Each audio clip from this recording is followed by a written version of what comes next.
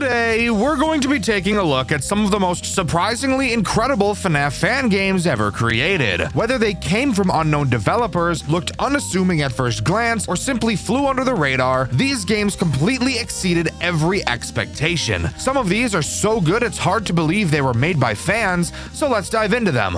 What do you think makes a game a masterpiece? Let's actually make that question a little more specific. What do you think makes a FNAF game a masterpiece? Is it purely graphics, good sound design, or maybe you just care about the story? While those are all valid answers, my answer tends to be a little different. I love myself some good post-game, extra things that can be done aside from the main story mode, and rest assured the game that we're going to be covering today has plenty of it. You've all been wanting me to cover this game for a long time, and we're finally here. So strap in and join me today as we talk about Knuckles Week at Sonic's. Before we even start talking about the actual mechanics this game has to offer, there's a pre-game cutscene for us to take a look at. Obviously, throughout this game we play as Knuckles, and if you couldn't figure that out, then my best bet is your parents dropped you on your head when you were developing, or if it wasn't that, then while your mom was pregnant, she was doing belly flops in the pool all the time. In this cutscene, we see Knuckles guarding the Master Emerald, but low-key, he was bored as hell, not even gonna front. A flyer blows onto one of the pillars on Angel Island. Knuckles investigates and sees that it's a job offering for a security guard at Sonic's Hero Pizza Palace. For some reason,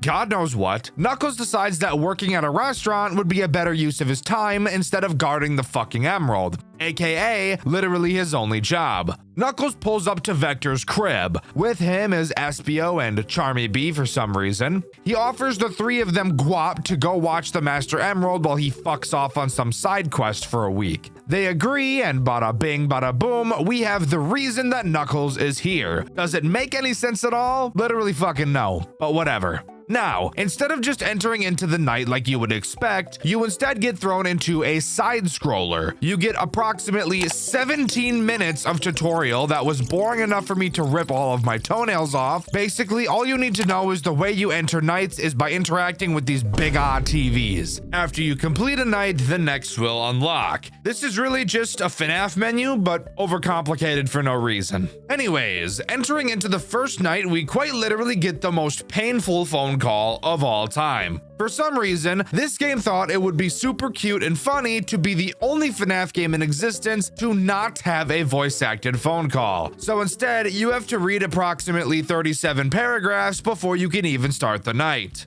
Luigi is the one giving us the voicemails, and he was working the week before us. He tells us some bullshit that I'm gonna end up telling you guys anyways, so let's just jump right into the tools at our disposal. Let's start by talking about our power, since yes, they somehow decided to make it more complicated than it needed to be. Your power can be replenished. Okay, so I over-exaggerated when I said it was overcomplicated. The way you recharge your power is through your cameras. Inside of your cameras, you will see a specific camera with an arrow above it. In this camera, rings will spawn at random intervals. Collecting them will increase your power by 4% per ring. Occasionally, the ring camera will switch, but it's always super easy to find because of the arrow. I'm not even going to pretend to understand how that makes any sense, but we're just gonna nod our heads and smile. Your doors are pretty simple. They close. Well, if you keep them closed for too long, they'll overheat and drain power faster than usual. That's really about it. Time to move on to the threats this night introduces. Let's start by talking about Mario since he's basic and fat. Mario's goal is to attack your left door. However, there's not a single character in this game that I personally find boring, which is actually super great. Before Mario comes to your door, he'll attempt to move into Camera 5. Inside of Camera 5, there are several classic Mario power-ups, and Mario is really trying to get his hands on the fire flower. Why exactly is he trying to do that? Well, because the fire from the flower is strong enough to melt through metal, aka your doors. The way you prevent him from getting this flower is by shutting the light off in the camera when he enters it. When he enters Camera 5, there will be a creaking sound cue. After you turn the light off, he will bum rush your left door, so make sure you close it quickly or he's gonna pole vault into that ass. The other character introduced on this night is Yoshi, and she is also a pretty interesting character. The whole goal for Yoshi is to attack your right door. On camera 7, which is the kitchen, you can pick up an apple.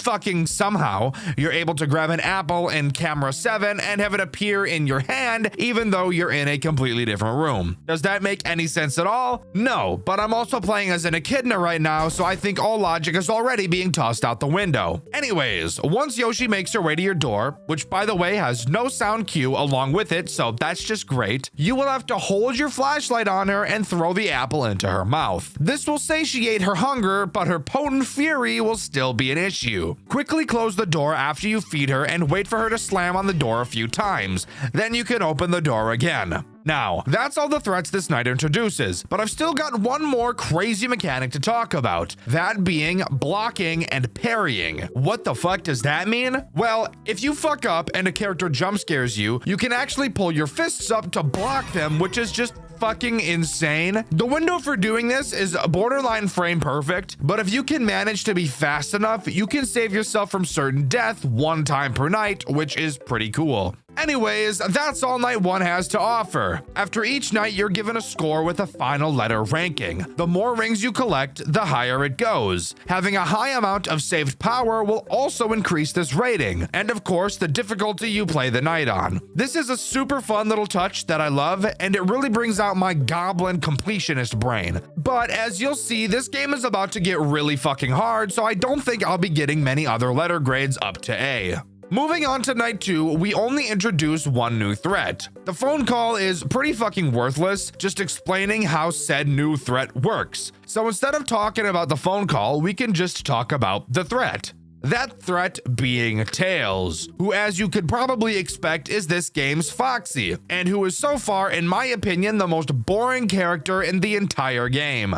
Can't win them all, I suppose. Tails will slowly make his way out of Pirate's Cove. Once he leaves, he'll charge towards your left door. However, this is where he gets a bit different from Foxy. Instead of having to close the door on him, all you have to do is hold your flashlight in his eyes for a few seconds to make him go away. He does also make a sound cue running down your hall, which I do think is nice. However, this mechanic does bring up a few problems. Not for us as players, but for the game. The reason you stall Foxy in FNAF 1 is because when he bangs on your door, it drains power. Well, Tails doesn't bang on the door in this game, and even if he did, you can very easily recollect power through the rings on the cameras. So it honestly makes Tails a pretty useless character overall. You don't even need to have a super fast reaction time to deal with him, since it takes him quite a while to actually make it down your hallway. Oh yeah, during the night, the phone guy tries to explain how the rings make any sense at all, which I appreciate because they make no sense. His explanation is,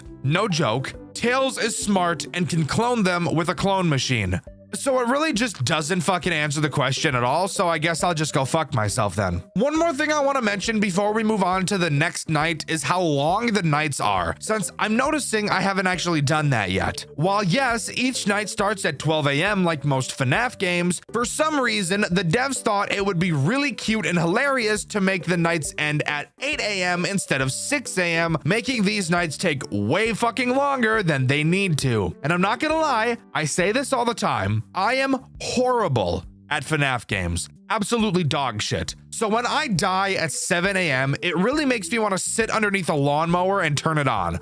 But hey, surely the next night won't introduce the worst character of all time, right? Spoiler alert, it does exactly that. So let's waste no time and talk about him. Actually, psych, I fucking lied. We're not gonna talk about the new threat quite yet. First, I wanna mention the phone call. Luigi mentions he's noticing an active Sonic that's not the actual Sonic we see on stage. He says that it's a spare costume they keep in the back room. Probably this game's version of a Springlock suit. Luigi thinks that Eggman has something to do with this, but why the fuck would Dr. Rofatfuck give a shit about a pizza place? Oh yeah, he literally wouldn't care about that at all, so I'm just gonna move on from that stupid theory. Luigi, you're retarded, and I hate you. Anyways, moving on to the threat this night introduces, that character being Sonic. The actual Sonic this time, not the mascot Sonic that Luigi saw. Sonic's mechanic is simple in practice, but can be difficult to deal with if you're not good at paying attention. Sonic's aggression is directly tied to the rings you collect. You obviously need to collect the rings because if you didn't, you would most certainly run out of power by 8 a.m. However, now when you look at the cameras, you'll be able to see a Sonic counter in the bottom of the screen. Every time you collect a ring, this counter goes down. When it reaches 0, Sonic will progress to his next stage and the counter will reset. Upon entering his third and final phase, he will move to camera 9, and you will also get an alert for that camera letting you know he's on his last phase. When he enters this phase, you need to check camera 9 to see which side of the camera he's on. Depending on which side he's on will tell you which door he's going to attack. Once you bring his counter down to 0, he will immediately charge at your door. You will have less than a fraction of a second to close the door he's going to attack before he quite literally pile drives that anus into another country. The best strategy I can recommend here is that you should get his final counter down to 1, close the door he's going to attack, and then grab the last ring. That way you won't have to react to him at all. You can also not worry about Sonic when you're dealing with the other characters because he will never move under any circumstance unless you're collecting rings. So while he is a pretty annoying character, he's also incredibly forgiving.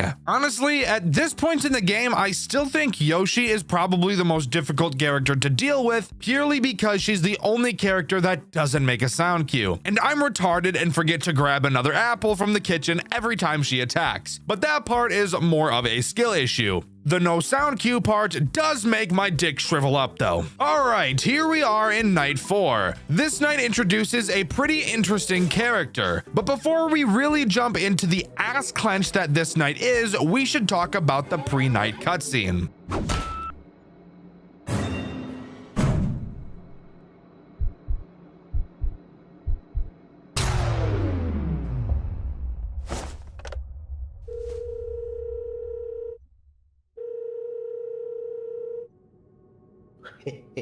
Hey, Knuckles. I don't know how much longer I can keep this up, because I might not see my friends again after this shift. Something evil is here. I keep seeing it, and nobody believes me. The fact that the old clones move around, but I've seen it. You need to leave now and don't look back.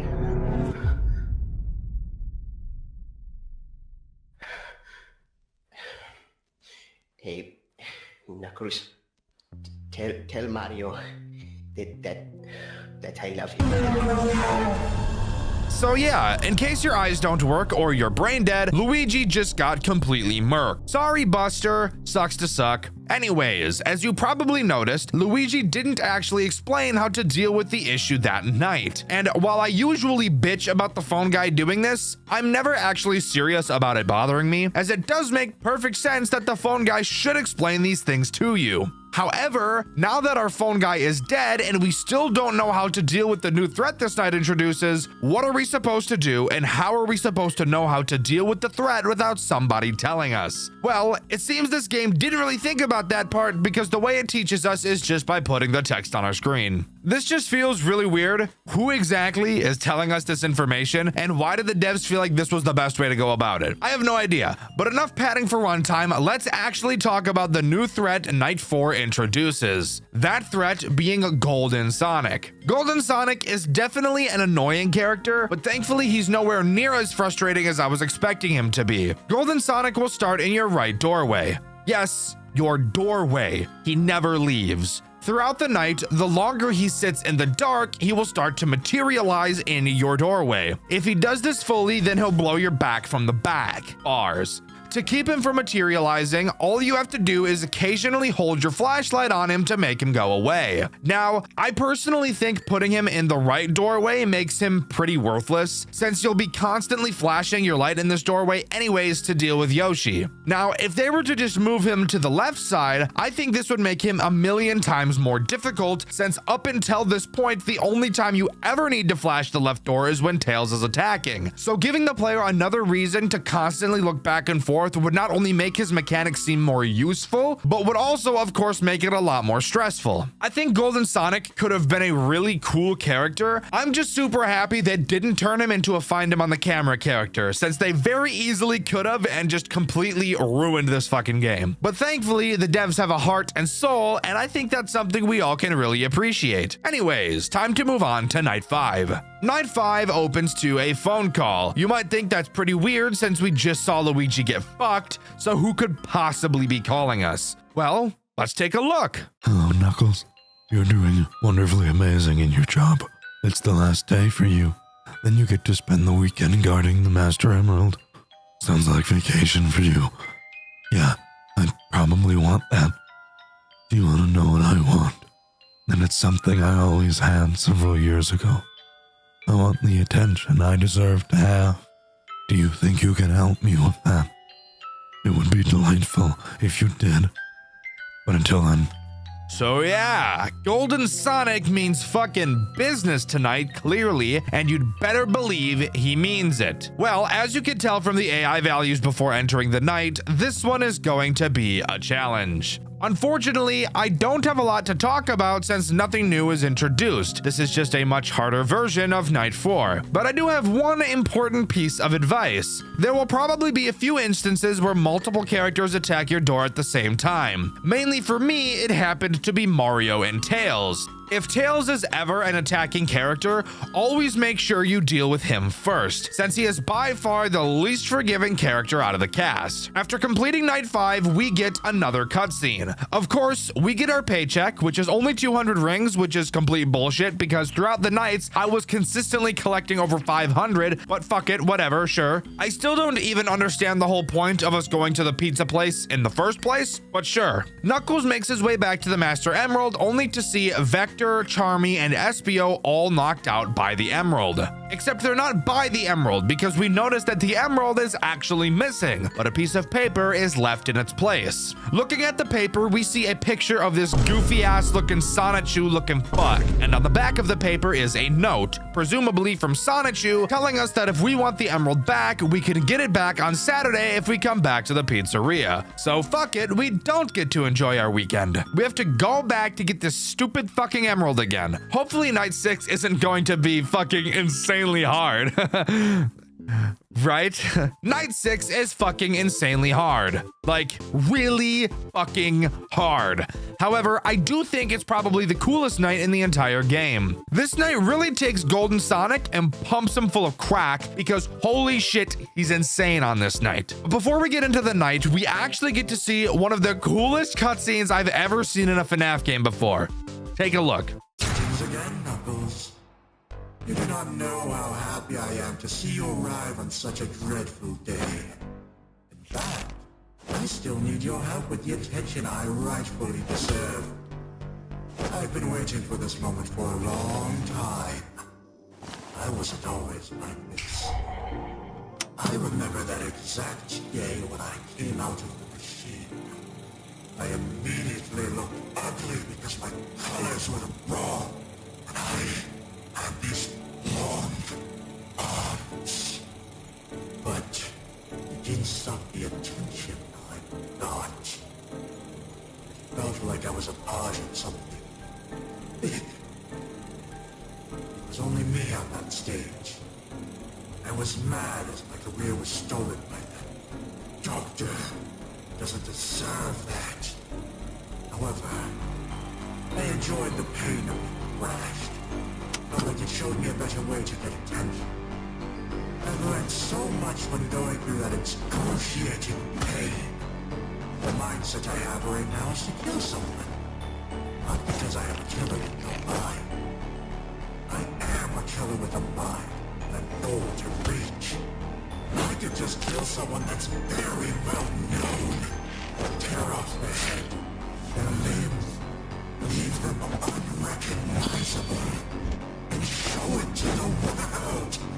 Show the world who I am and what I can do. I almost had that moment until that little fool was able to escape my class. No one's reported racing after showing his face here. It's not enough.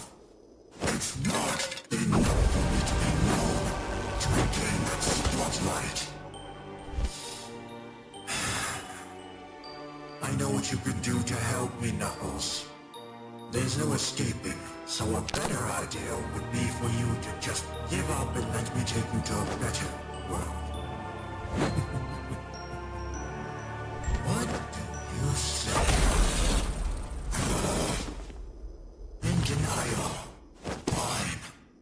That was your way then. Incredible animation. That's all I'll say about what I just saw. This might just be the coolest shit I've ever seen come out of a FNAF fan game before. And by the way, if you were curious, all of the art in this game was done in Ibis Paint. Anyways, let's start with the worst mechanic he has. Throughout the night, he will disable your ability to collect rings. So that's AIDS. How do you get the ability to do it again? Well, on this night, you'll be able to see a camera symbol inside of your cameras. Yeah. You know exactly what I'm about to say. When he disables your rings, he will randomly teleport to a camera and you'll have to fucking find him and flash him with your camera. Now get this. As the night progresses, when he does this attack, he'll have the chance to teleport to more than just one camera. That's right. Find him on the cameras up to 5 fucking times when nearing the end of the night. And what makes this even worse is that your camera flash has a pretty long cooldown, making me want to rip my foreskin off as I wait for it to charge up just to be able to flash him again. But we're not done yet. Golden Sonic has a fuck ton more tricks up his sleeves. To start, he still has the shining door mechanic you have to keep track of, so make sure you're keeping track of it. His next attack actually has him come into the office and start a miniature boss fight where he'll have several different attacks that he can do. When he jumps into your office, you'll see him start moving around, putting his arms up.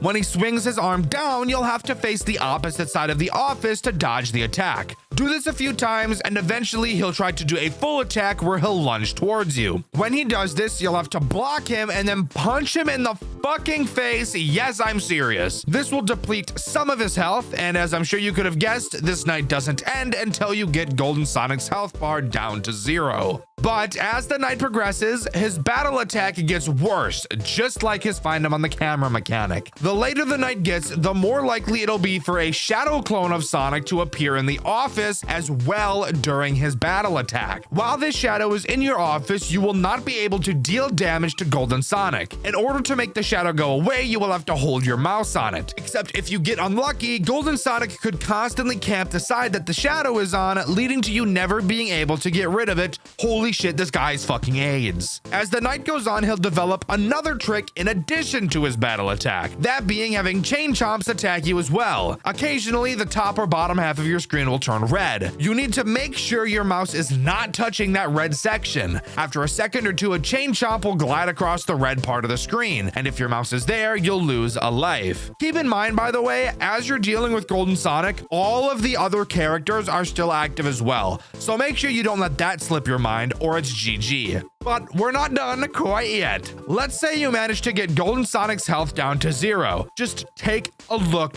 at what happens. We've only just begun our game, but now it's your turn to be left alone.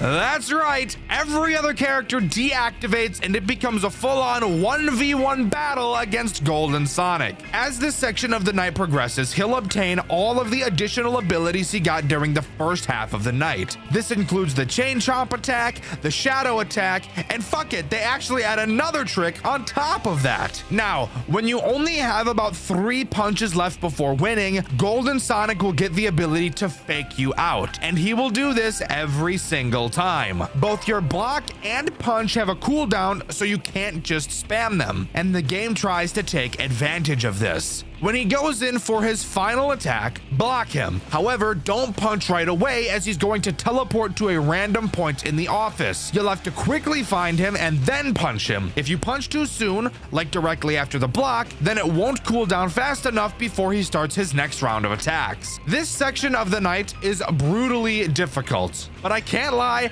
it's probably my favorite part of the game. It's incredibly satisfying and feels really responsive. It's not janky, and every mistake will feel like your fault when you make it, which is how you know the devs really knew what they were doing. A really cool touch during this section is once you get him down to 3 health, all of the other characters will peer in through the doorways to watch the fight happen. They don't add anything to the fight, but I think it's just a really nice touch. But if you can manage to beat Golden Sonic, you will be met with one more quick time event where you will have to spam click to choose an ending. If you let him kill you, then obviously you get the bad ending. But if you can keep up with him, which really isn't that hard, thankfully, then you'll get the good ending. Knuckles beats the fuck out of not only Golden Sonic, but also every other character in the fucking restaurant and even destroys the restaurant itself. Knuckles busts his way out of the restaurant and we get the following cutscene.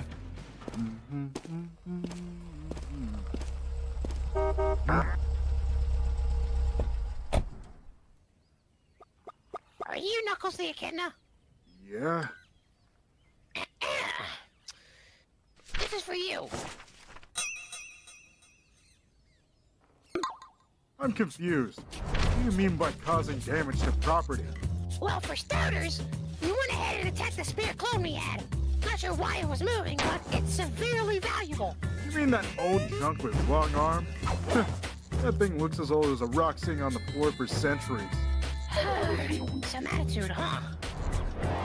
Anyway, you not only damaged the spare clone, but you went ahead and demolished the entire building, as well as also damaging the other clones. Well, what was I supposed to do? Those clones would have killed me if I didn't do anything. Have you actually acknowledged that in your weird-shaped head? Look, we aren't looking for excuses. Just know you aren't allowed near company grounds for the rest of your life.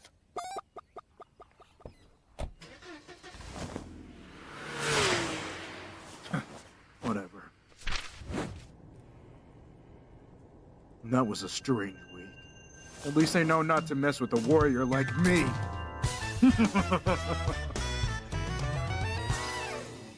Once again, the animation is completely on point here. The artists did an absolutely wonderful job. The story mode of this game has been amazing, but as I'm sure you could have guessed by the fact that I called it story mode and not just the game, we've still got quite a bit more to talk about. So let's start by talking about the custom night challenges and the 4 new characters they introduce. The first additional character I want to talk about is Daisy. You unlock her by completing the open and closed night, which also happens to have her in it. Throughout the night, her crown has a chance to randomly appear in the office and float towards one of your doors. All you have to do is close the door the crown is floating to before it gets over there, and that's literally it.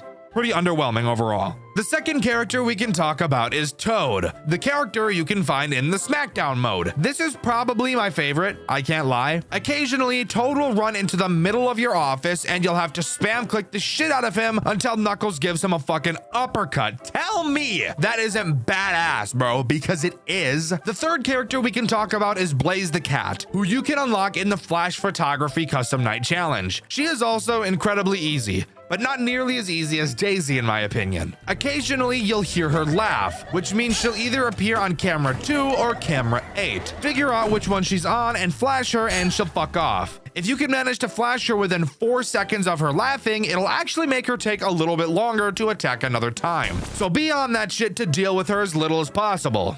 The final character that Custom Night adds is Mighty. Mighty will at random appear in either one of your doorways, slowly charging up a punch. What you have to do is very simple. You just need to make sure that when Mighty attacks that the door he is at isn't closed. Otherwise, he'll completely destroy it and you'll obviously lose to one of the other characters. So that's all of the new threats Custom Night introduces, but would you believe me if I said we're still nowhere near close to done talking about this game, as the Custom Night also gives all of the 5 main characters an additional ability to make them even harder than they already were. And it's with these additional encore challenges where I feel this game starts to get really, really hard. Let's start with Sonic, who probably has one of the most ass hair ripping mechanics of the entire cast. After Sonic attacks attacks your door normally, he will attempt to sneak attack one of your doors. You'll have to check the hallway cameras to see which door he's about to attack, and then hold your flashlight in that doorway until you hear him give up and leave. Most of these extra buffs will just be adding more steps to their attacks, which of course means you'll have to spend more time on them, which of course is why I feel that makes the game the hardest it can be. Mario's mechanic is also not very fun for us at all. Mario has the opportunity to completely skip his supply closet route and just head to your door with no sound cue at all, meaning you'll have to constantly check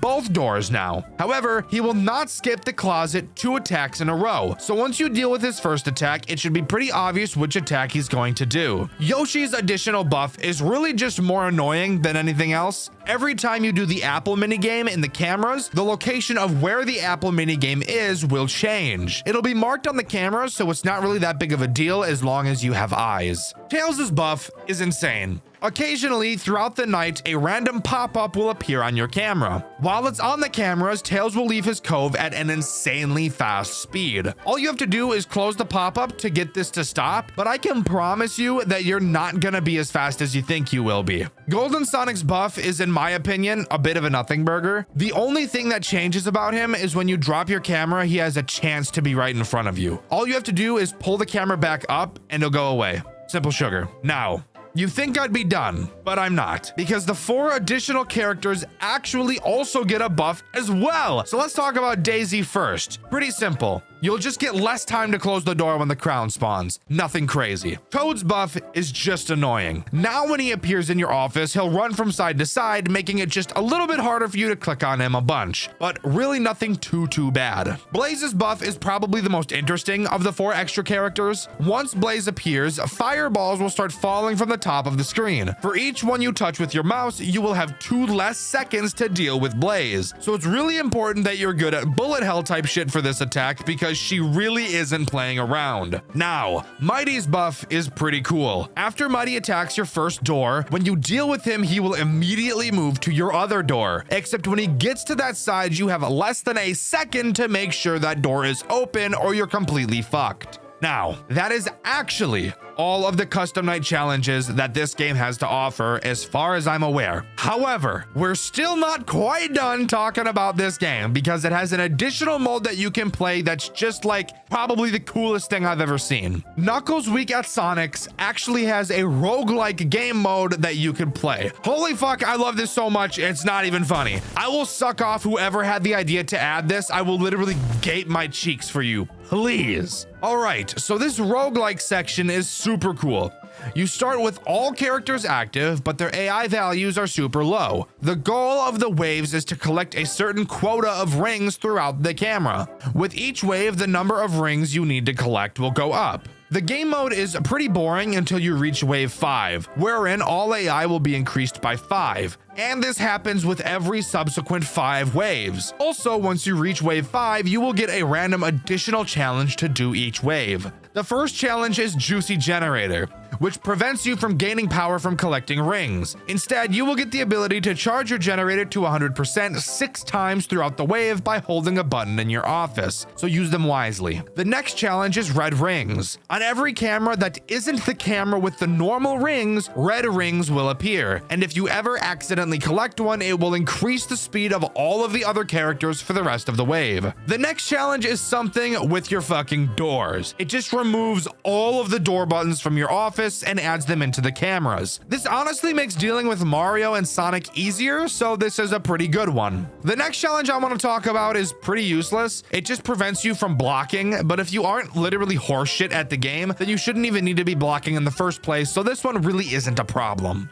Now, the next challenge we'll talk about is brutal. Occasionally throughout the wave, you'll get a character head appearing in the top corner of the screen. You will have to find that character on the fucking cameras and take a picture of them or you will die. This is easily my least favorite challenge throughout the game, for obvious reasons. I can't lie, it's brutal. The next challenge adds in those shadow Sonics we saw earlier. They will randomly spawn by your doors and prevent you from using them. Just hover your mouse over them and they'll disappear. This honestly sounds a lot worse than it actually is, so don't stress too much. The next challenge is fucking terrible. It's called Wacky HUD, and every single time you use your cameras, the HUD of the game has the chance to go to the top or bottom of the screen. It doesn't make the game hard, but it's really aids to deal with. The next challenge is called Blurry Cameras, and it does exactly what you think it would do. It blurs the cameras and grayscales them for some reason. Just take a look at this. It's awful, and I hate it. Faulty Flashlight is the name of the next challenge. This causes using your flashlight for too long to cause it to fucking break.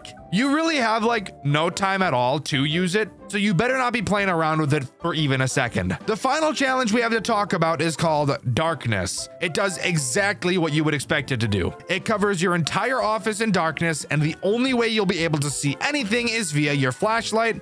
So have fun. That's all of the challenges that this mode has, and I honestly wish it had some more. Obviously, this game's purpose isn't to be a roguelike, and I know that, but adding some sort of shop into the game or making the challenges stack over nights would be cool, since you'll only ever get one challenge per wave. But as far as I'm aware, that's all Knuckles Week at Sonic's has to offer. Overall, I think this game is a fucking masterpiece. There's so much post-game after the story mode, and if there's anything you guys know about me, it's how much I fucking love post game, and this game does not disappoint in that regard. The animations are crazy, and the soundtrack is some of the best I've ever heard as well. But let me know what you guys think. Do you agree with me, or do you just not understand the hype around this game? Let me know in the comments below. In my Saturday Night at Freddy's video, I asked you guys who was your biggest FNAF Hear Me Out, and my favorite answer was this one by Reaper Zio. They said Nightmarion, and the reason they gave is absolutely foul. Remakes of the original Click Team FNAF games, something that is definitely pretty popular within the FNAF community.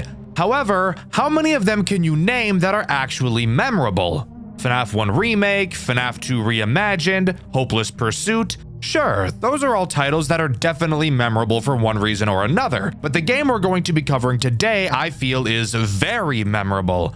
A game I only discovered recently and I really enjoyed. Today, we'll be talking about Five Nights at Freddy's Legacy, a recreation of the first FNAF game with so many changes, it's hard to tell that's even what it is. So strap in, because we've got a lot to talk about this time around. Join me today as we clap our cheeks into the world of Five Nights at Freddy's Legacy.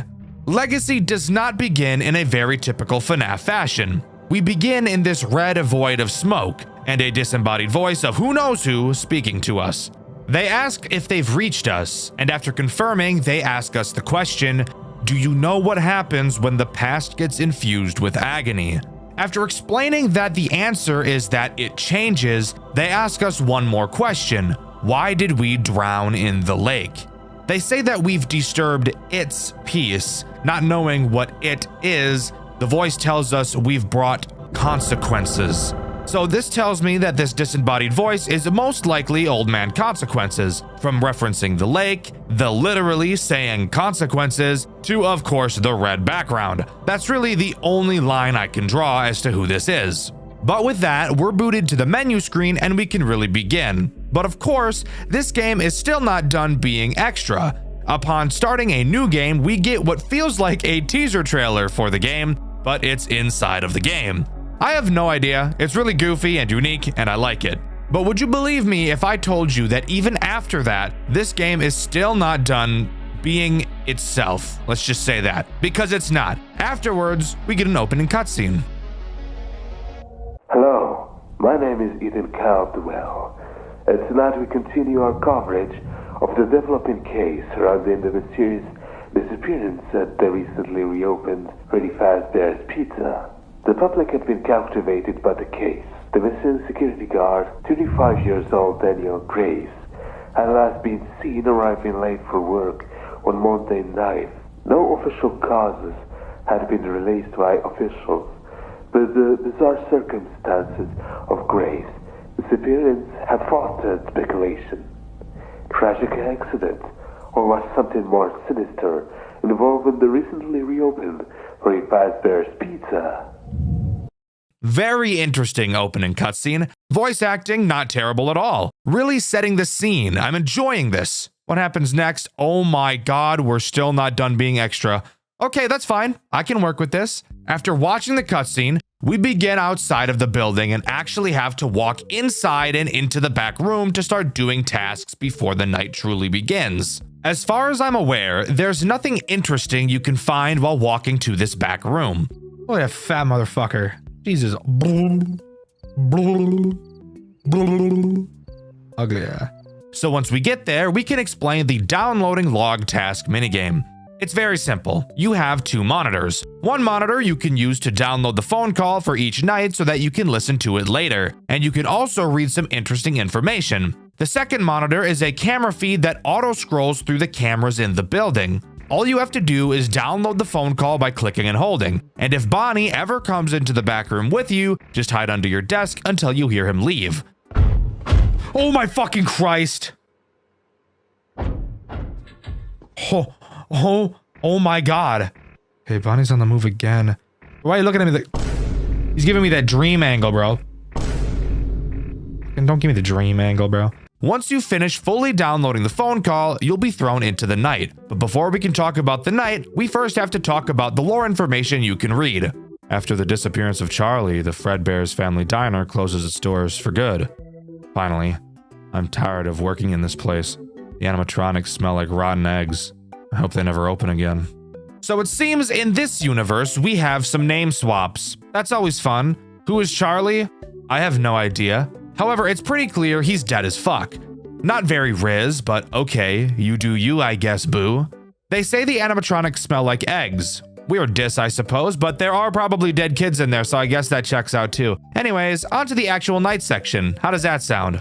Night 1 gives us literally the longest phone call on the face of the planet. Seriously, it lasts until 4:30 a.m. Please God kill me. Anyways, fuck what the phone guy has to say. I'm gonna do it for him. My voice is way better, and I know you guys have some odd things to say about my voice. Yes, I read every single comment I get, by the way, guys. Some of you are fucking freaks. Behave. Let's start by talking about your office because it is a little different from FNAF 1. You do still have 2 doors, so that's nothing new. On the left side, you'll be able to flash the light down the hallway and hold the door closed. Simple sugar. This is what I do to my Willy in bed. I just fucking rock it back and forth. I'm gonna shut up. The right side, however, is where things start to get a bit different. You'll notice there's no door. Well, uh-oh. Where the fuck did it go, huh? Well, joke's on you, there was never a door there in the first place. Why the hell would this company install a door on one side and not the other? I have no fucking idea. Someone clearly did the budget very poorly and they should be ashamed of themselves because this is just embarrassing. To compensate for no door, you can flash your flashlight down the hall and see a grand total of fucking nothing at all because your flashlight is actually ass. But who cares, right? Let's just hope we never have to use it. In front of us is a monitor that surprisingly is not our camera. On it, we have 3 options: reboot, alarm, and vent. I literally never once used the reboot menu, so I'm just gonna pretend like it doesn't even exist. The alarm and vent sections, however, are important, and I will explain them more once they become important. Anyways, who are the big bastards introduced on this night? Well, it's a remake of FNAF 1, so that should be pretty obvious. Night 1 introduces Bonnie and Chica. Don't click off the video! I promise they're interesting and do wildly different things than what they do in the original. I wouldn't be covering this game if they didn't. I promise. Let's start with Bonnie since we've already encountered him in the pre-night minigame. Bonnie can attack both your left and right doors. Fuck. I was hoping we could avoid using the flashlight, but I guess I'll just put my balls in a vice grip then, who cares? Bonnie is a shy little autistic emo femboy and doesn't handle eye contact very well. So if you stare at the camera he's on for too long, he'll crank that Soulja Boy and knock the entire thing offline for the rest of the night. Which, by the way, the phone guy mentions that the repair for said camera will come out of our paycheck if that is to happen. And since we're living in FNAF world where we're making a whopping $100 fucking a week, I highly doubt one of our paychecks would even be enough to pay for that anyways. So let's really try to prevent that from happening, shall we?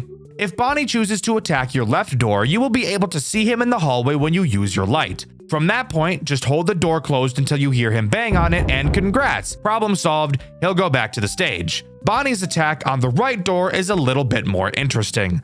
When Bonnie gets to the right door, he will literally enter your office, which is just not a fun sight at all and will in fact make your blood pressure spike to 168 in a fraction of a second. Once he's in your office, you'll have to use the alarm system to make the loudest fucking noise of all time. And when you do, he'll run away because it's too loud and overstimulating. And remember, he's a little autistic, he's sensitive to sound, so you're really just bullying an autistic kid. That's not very epic, but do what you gotta do, I guess. Chica, on the other hand, also has two means of attacking you.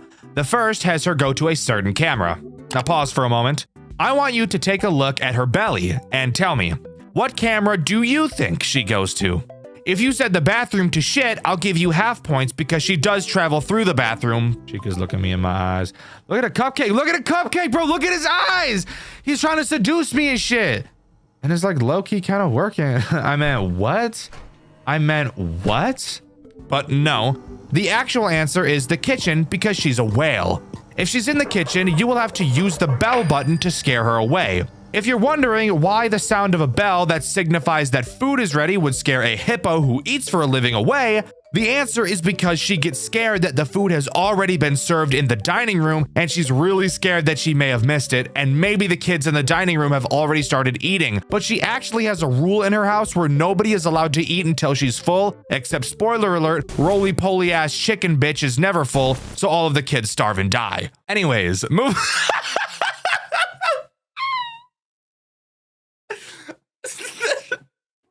The stupidest thing I've ever written. Anyways, moving on to her second attack where she goes into your vents. Now pause. There's a very easy fat joke I could make here about her not being able to fit in the vent. However, I would never make a fat joke, and this game indirectly makes one for me. Let me explain. Throughout my playthrough, which you can see over on my second channel, Dxtr Black, Chica attacked me through the vent no more than 3 times ever. For some reason, she just doesn't really ever do it, which would lead me to believe that my headcanon that she's such a fat bitch. Which would lead me to believe that my headcanon that she's such a fat bitch that she's too scared to try and move through the vents would be correct. If you want to hear my alternative headcanon as to why she doesn't attack through the vents, even though she's programmed to, it's that she'd much rather go to the kitchen where the food might be. Pig ass fucking robot bitch. Anyways, if she does go through the vent, she'll make a sound cue, and all you have to do is use your monitor to seal the vent until you hear her leave. But hey, not so bad. Pretty easy to understand overall. With that, we complete night 1 and can move on to night 2. But of course, before we can start night 2, we have a pre-night phone call to download. Fuck actually talking about the minigame part, it's literally identical to night 1, and the remainder of the nights are as well. But we can of course talk about the lore we can read during it. Finally got the job here at this new Freddy's location. I can't wait to start tinkering around with those animatronic models. They're supposed to have this new advanced free roam mode? Crazy technology. This message seems to be coming from a possible new hire technician designed to work on programming the characters. In the night 1 phone call, the phone guy mentions that the characters were specifically programmed to walk around at night to stretch their legs. So maybe this guy is the guy that chose to make that decision, even though there's literally no need for it whatsoever. This guy just seems like the type to get way too excited over his interests. He probably has a pony jar, I'm just saying. Night 2 begins with the phone guy talking literally as long as he fucking can. This phone call lasts until 2:50 a.m. So that's just awesome. Anyways, who gets introduced on this night? Well, slow your roll, fucker. There's 2 things about the cameras I want to talk about first. The first is that during this phone call, the phone guy mentions that William disabled the backstage camera. However, when you go to check the backstage camera, you'll see that it works perfectly fine. So I don't know what that guy was talking about. The second thing is that Bonnie destroyed the kitchen camera, so you're stuck listening to be able to tell if Chica is there or not. Hooray! I love life. That's a lie, I don't. Anyways, back to who gets introduced on this night. Well, guess what? It's nobody. Nobody is introduced on this night. I'm fairly certain that night 2 is when Bonnie and Chica are allowed to start using their second form of attack. Bonnie's right hall attack and Chica's vent attack. Maybe. I'm not really sure exactly why nothing new is introduced here if I'm being honest, but that's what happens. Anyways, let's move on to night 3. Maybe something new will be added there. Night 3, phone guy only talks until 1:53 a.m. So hey, I guess that's progress. Night 3 does actually introduce something new, but before we talk about who it is, I want to mention something the phone guy brings up. He says that William ordered 2 vintage animatronics, a type of animatronic that they don't make anymore, from an old location. Now, I'm not a genius, but it also doesn't take a genius to figure out that he's undoubtedly talking about Fredbear and Spring Bonnie. He says they won't need any repairs, so that means they're working exactly as intended and there shouldn't be any problems with them at all, right? Anyways, Night 3 introduces Freddy, and a mechanic that makes me want to stick a push pin in my testicle, pull it out, and slowly squeeze all of the various juices out of it. Freddy stays on stage for a majority of the night. However, whenever he damn well pleases, he will choose to leave with a sound cue. When he does, you will have to find him on the fucking cameras as he teleports to a random one. God damn, guys, I'm getting real sick of this mechanic, you know that? Anyways, luckily, Freddy can't go to literally any camera. He can only teleport to the backstage camera, the arcade camera, the dining hall camera, the restroom camera, or the entrance camera. Basically all the fucking cameras. Once you find which camera Freddy went to, all you have to do is use a camera flash to send him back to the main stage. I know I haven't talked about the camera flash yet, but this is really the only occasion you ever use it. So I thought, why bring it up earlier? Anyways, let's move on. You don't need to hear me explain my thought process for pacing while I script. Let's continue. Actually, now that I say let's continue, I'm noticing that's the only thing Night 3 introduces, so we should probably move on to Night 4. But hold up! After beating Night 3, we actually get a post-Night 8-bit minigame. And this is actually the only post-Night 8-bit minigame throughout the whole game. In this minigame, we play as William inside the restaurant. Upon trying to leave the room, we're told to get what we need. After what took me probably 5 fucking minutes of trial and error, I finally found out that you need to interact with this very obvious looking present on this table. You might be wondering how it took me 5 minutes to figure that out, and that's because I tried it right away, but nothing happened. The hitboxes in this minigame are some of the most retarded, inconsistent shit I've ever seen. If I had to pick a least favorite moment from this entire game, it would undoubtedly be playing this minigame. Anyways, after opening the gift box, we get a knife and can exit the back room. Outside of it, we find a crying child asking for his parents. We tell him we know where his parents are, and upon following us to the back room, we fucking murder him, smiling the entire time. What if I just don't? Can I just choose to like not do that? Maybe that's a crazy ask. Okay, I have to. Damn! Based. Based. Everybody, it's based. Based and Riz. Based and Riz, bro. Anyways, on to Night 4. Night 4 has the phone guy relapse and completely break all of his progress he's made so far as he yaps until fucking 4:06 a.m. Jesus Christ, bro. There cannot be that much to talk about. And in truth, there really isn't. 80% of his phone calls are made up of awkwardly laughing at the unfunniest joke you've ever heard really slowly, and then pretending like the joke he said he didn't even say. Interesting. Let's just say the camera now has a new perspective on the floor tiles. Oh. Yeah. Yeah. I don't know. Phone guy is a character for sure in this game. Anyways, what's introduced? Night 4 introduces one new threat, that being Foxy. The final threat this game introduces, actually. And if you know my videos, you know I'm fucking lying and we're gonna introduce some more later, but fuck you. Foxy is probably my favorite character in this entire game, having his attack act as sort of a minigame reminiscent of Five Nights at Candy's 3. Very vaguely. Foxy will slowly appear out from behind his curtains, which, in all honesty, these Foxy frames are probably the creepiest frames throughout the entirety of this game, if I'm being honest. They're not like literally scary, but the positions he's in, mixed with how large he is, just makes him feel very uncomfortable. Anyways, how does he work? After he leaves Pirate's Cove, you will be able to hear him running towards either your left door or your right door, and very intense music will start playing like it's a fucking boss fight, which I think is really cool. If he runs towards your left door, all you have to do is close the door until you hear him bang on it. If he runs to the right door, all you have to do is hold your light on his face until he runs away. Where this becomes slightly reminiscent of Candy's 3 is that he will move around and attack multiple times, going back and forth between the two doors as many times as he'd like. Is it hard? No, and in fact, literally every other character pauses while Foxy is attacking you. So that's very RNG considerate. Thank you guys greatly. But yeah, that's about it. Pretty fun character overall. Gets your blood pumping a bit, especially when you hear the music that starts to play alongside it. But anyways, on to night 5. I lied. I have one other thing I want to talk about first. During the night 4 phone call, the phone guy mentions that one of the animatronics they were shipping arrived early and was like nothing that was written down to be shipped. A single endoskeleton with a weird model they've never seen before and very sharp fingers. They say they're leaving it in the safe room for now until they know what to do with it. First of all, I should mention that the safe room is a camera that you have never been able to access since the start of the game. The second thing to mention is that I'm not like an expert, and I'm really bad when it comes to the official FNAF lore, like criminally terrible, and if I'm being honest, I actually don't even like the official FNAF lore, and I haven't since Pizzeria Simulator, but that endoskeleton sounds a lot like the Mimic to me. Maybe I'm just a bit nutty, but I bet I'm not. 6 a.m., bro, let's do it. Easy peasy lemon dick. This is Henry Emily, the founder and, for better or worse, the sole person responsible for this place's continued existence. Oh my god, it's the fucking Mimic.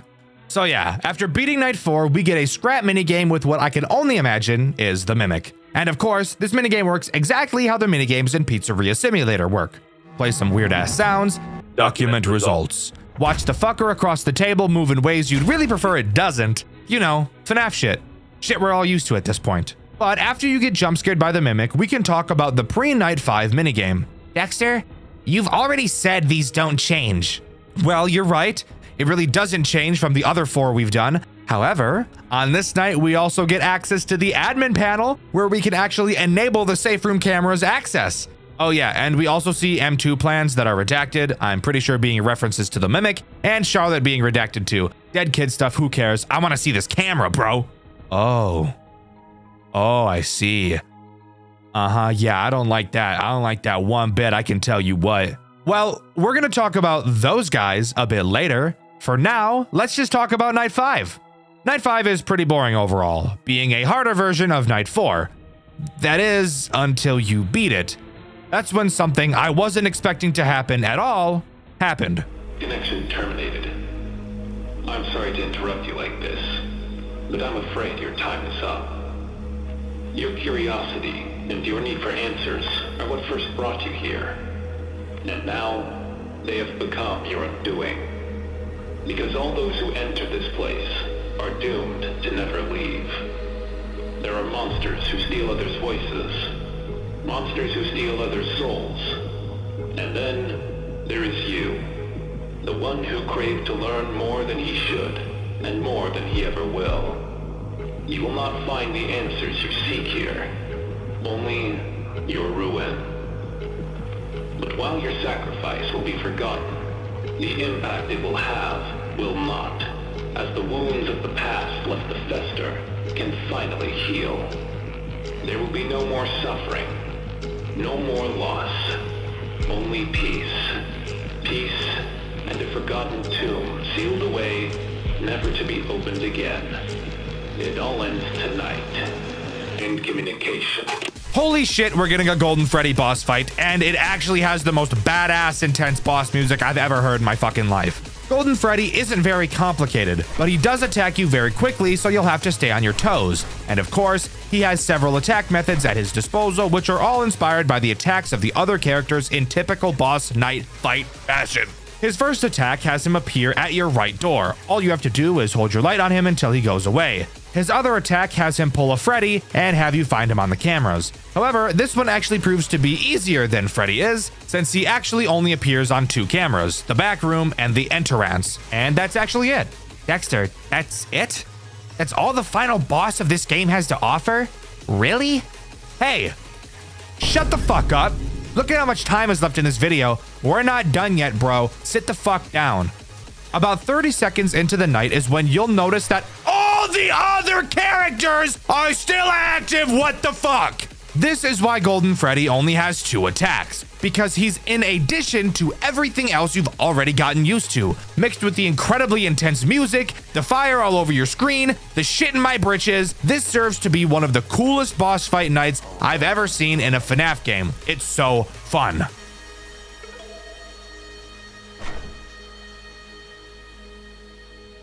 Good morning. I am Ethan Caldwell.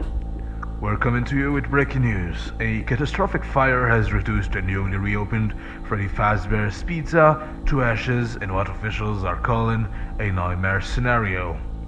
Flames tore through the building just after 7 a.m., with witnesses reporting smoke so thick it blotted out the morning sun. Firefighters arrived, but the inferno had already consumed the entire structure. Authorities confirm all employees escaped unharmed, and thankfully, no customers were inside at the time. However, in a grim twist, investigators have revealed two disturbing details.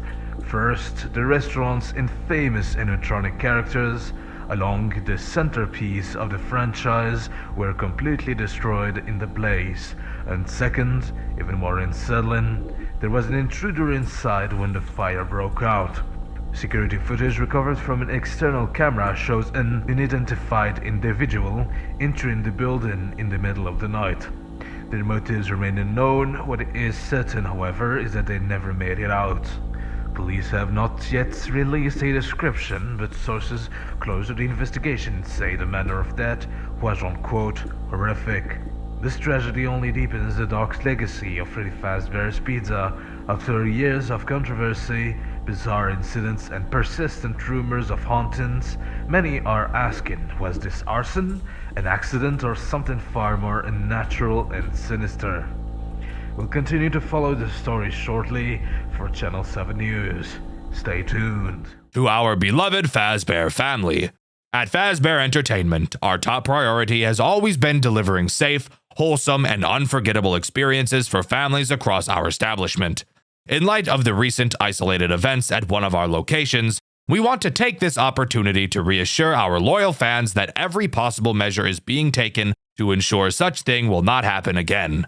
While the exact circumstances surrounding the incident remain under internal review, preliminary findings suggest it was caused by absolutely nothing related to prior complaints or unresolved maintenance issues. Our team is working closely with third-party investigators to determine the best path forward. We'd also like to clarify that reports of unusual activity prior to the event, including alleged animatronic malfunctions, unexplained power surges, are entirely unfounded and likely the result of overactive imaginations. Rest assured, all our animatronic performers are completely harmless and incapable of independent movement outside of their pre-programmed routines. Any footage suggesting otherwise is clearly doctored or taken out of context. As we look toward the future, Fazbear Entertainment is excited to announce a temporary pause on operations at the affected location while we conduct routine modernization efforts. We remain fully committed to reopening when the time is right. Thank you for your unwavering trust. Warm regards, Fazbear Entertainment Public Relations Team. Creating smiles, no matter what. Afterwards, we get yet another chat with Old Man Consequences. We obviously died in that fire on night 5, but the old man asks us what we would do if we could go to a timeline where the fire didn't occur, a timeline where William failed. The old man wants to show us what would happen, and show us he does, as next we're set to take on the Golden Ones. But before we do, we get a black gift box. Inside, a note which reads, "Every ripple is a year you can't take back." Night 6 has us take on Fredbear and Spring Bonnie, with all of the other characters disassembled in the back room. This night is easily the most challenging night throughout the entire game. Let's talk about why. Let's start by talking about Spring Bonnie, who has two forms of attack. The first has him attack your left door exactly like Bonnie. Same rules apply here, just close the door. However, it's a much better option to just not even let him get to your door in the first place. The way you do so is very easy. Whenever you flash Spring Bonnie on your cameras, he will go back to the stage. So you're obviously going to want to do that a lot. What about his second attack? Well, that would have him use the vents, which, by the way, unlike fat ass, fuck ass, dumb ass, bitch ass, dunce ass, stupid ass, dumb ass Chica, he will actually do very frequently, and he is incredibly fast in them. The moment you hear his vent sound cue, you need to drop whatever you're doing and focus on that goddamn vent, because he will rail you in your ass if you don't. But what about Fredbear? Honestly, he's easier than Spring Bonnie in every way, but he does cause two major annoyances in combination with Spring Bonnie. Fredbear tries to attack your right door, just like Bonnie. When he enters, play the alarm and he'll leave. However, when the alarm is playing, Spring Bonnie actually moves at a faster rate, which is just fucking awful. Also, it's probably a good idea to mention that Fredbear also attacks fast as shit. And actually, both of their aggression increases throughout the night. So near the end, you'll probably have Fredbear in your office all the fucking time. Hooray. But what about the other super annoying thing that Fredbear does? Well, Fredbear doesn't like being flashed and will disable any camera that you do flash with him on it, requiring you to reboot, which takes forever. The problem? Well, it's common for Spring Bonnie and Fredbear to appear on the same camera at the same time. And with how quickly Spring Bonnie moves, it's likely that the muscle memory to flash immediately will be built quickly. So if you're anything like me, you were accidentally flashing Fredbear a lot. And if you're really retarded like me, you'd forget that the camera's being disabled does not mean the night is over, and every single time you accidentally flashed Fredbear, instead of just rebooting, you instead chose to restart the night every single time. I'm not the brightest person, guys, okay? I try my best over here. These streets are hard. Even though these two characters together don't have many ways of killing you, this night is still incredibly stressful, mainly with just how fast these two get in the final hour. However, something about this night, and this entire game in fact, is that I honestly never once felt like RNG was a factor at all. And that's rare.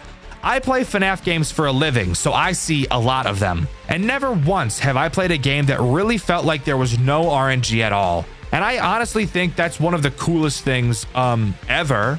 But if you can keep your composure long enough, you'll complete the night and get to watch this super awesome tape. Welcome to Freddy Fazbear's Pizza, a magical place for kids and grown-ups alike where fantasy and fun come to life. Our establishment is a place where fun and safety go hand in hand. Part of what makes our family-friendly experience so special are the animatronics that entertain our guests. To ensure they continue to operate smoothly and safely, proper cleaning and maintenance is essential.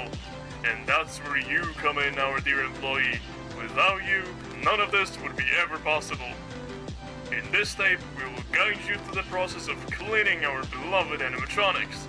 It is important to follow these steps carefully and thoroughly to keep our characters in tip-top shape and ensure everyone's safety.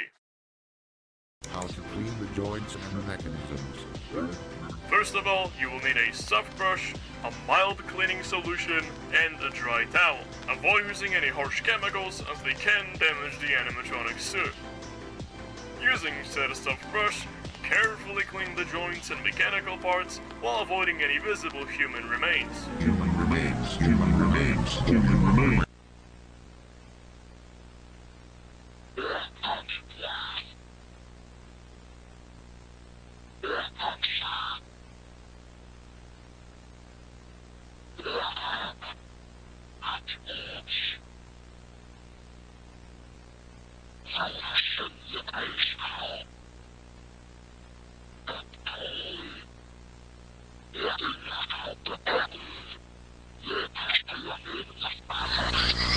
And once you finish cleaning, give yourself a pat on the back and a complimentary slice of pizza and climb into the animatronic.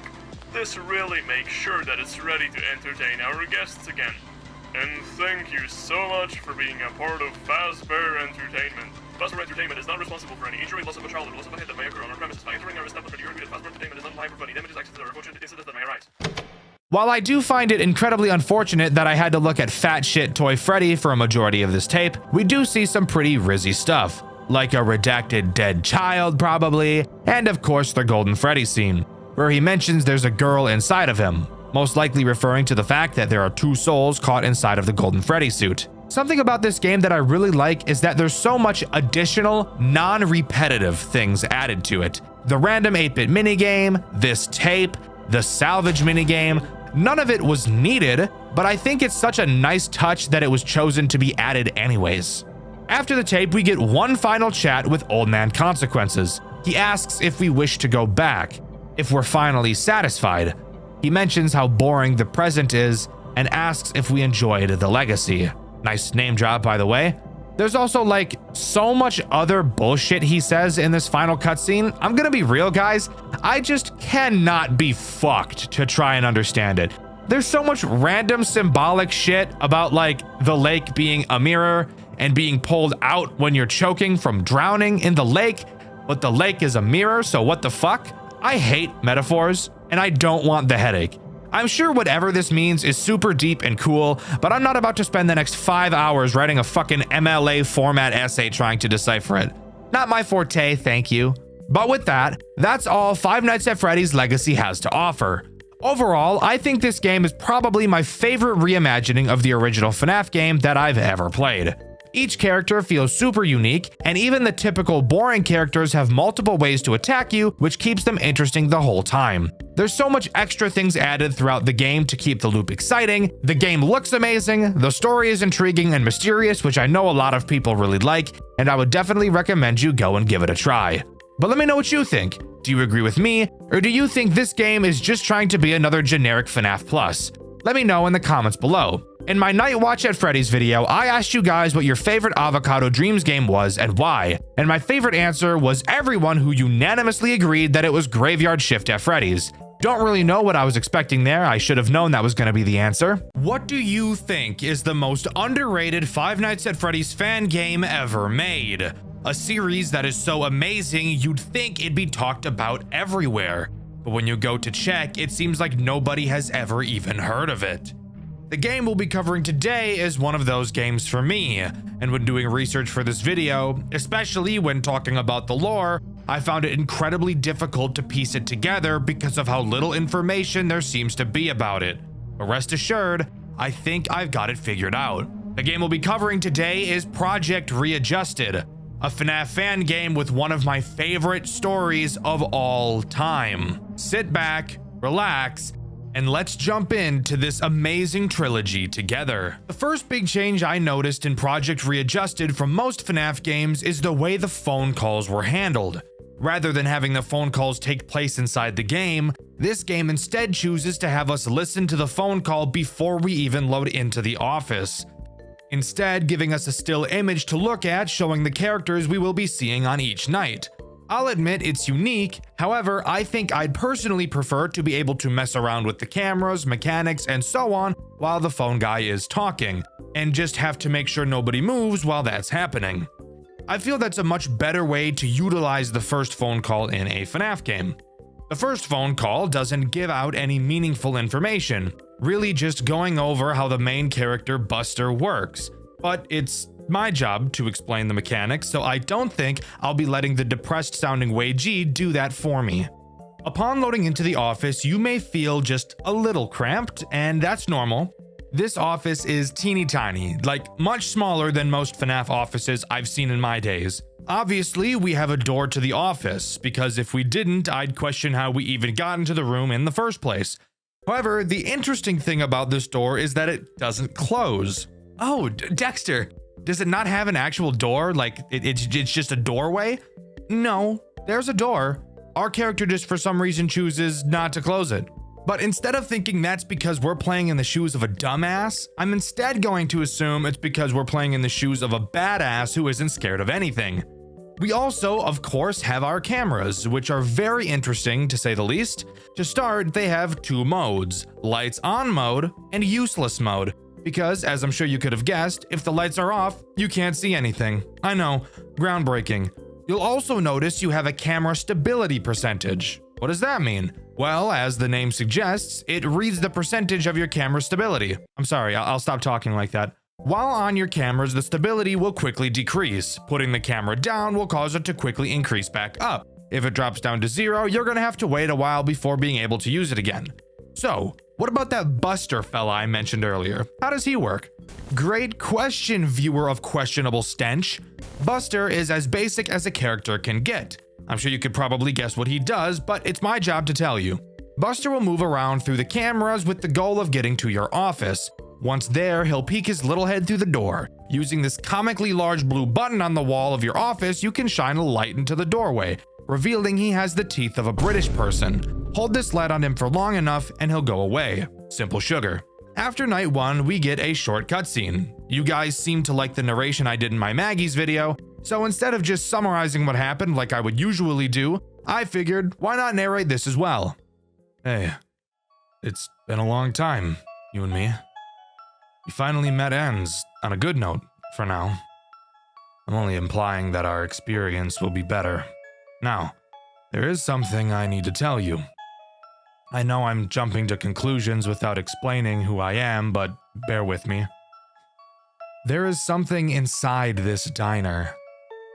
Just maybe put on some type of gig to make some fool believe you to make them work here. Maybe that person will lure that thing out. I'll tell you more tomorrow, but for now, let's begin to go inside. Let's take the back alley, as it's less noticeable. Come along, we only have 5 days.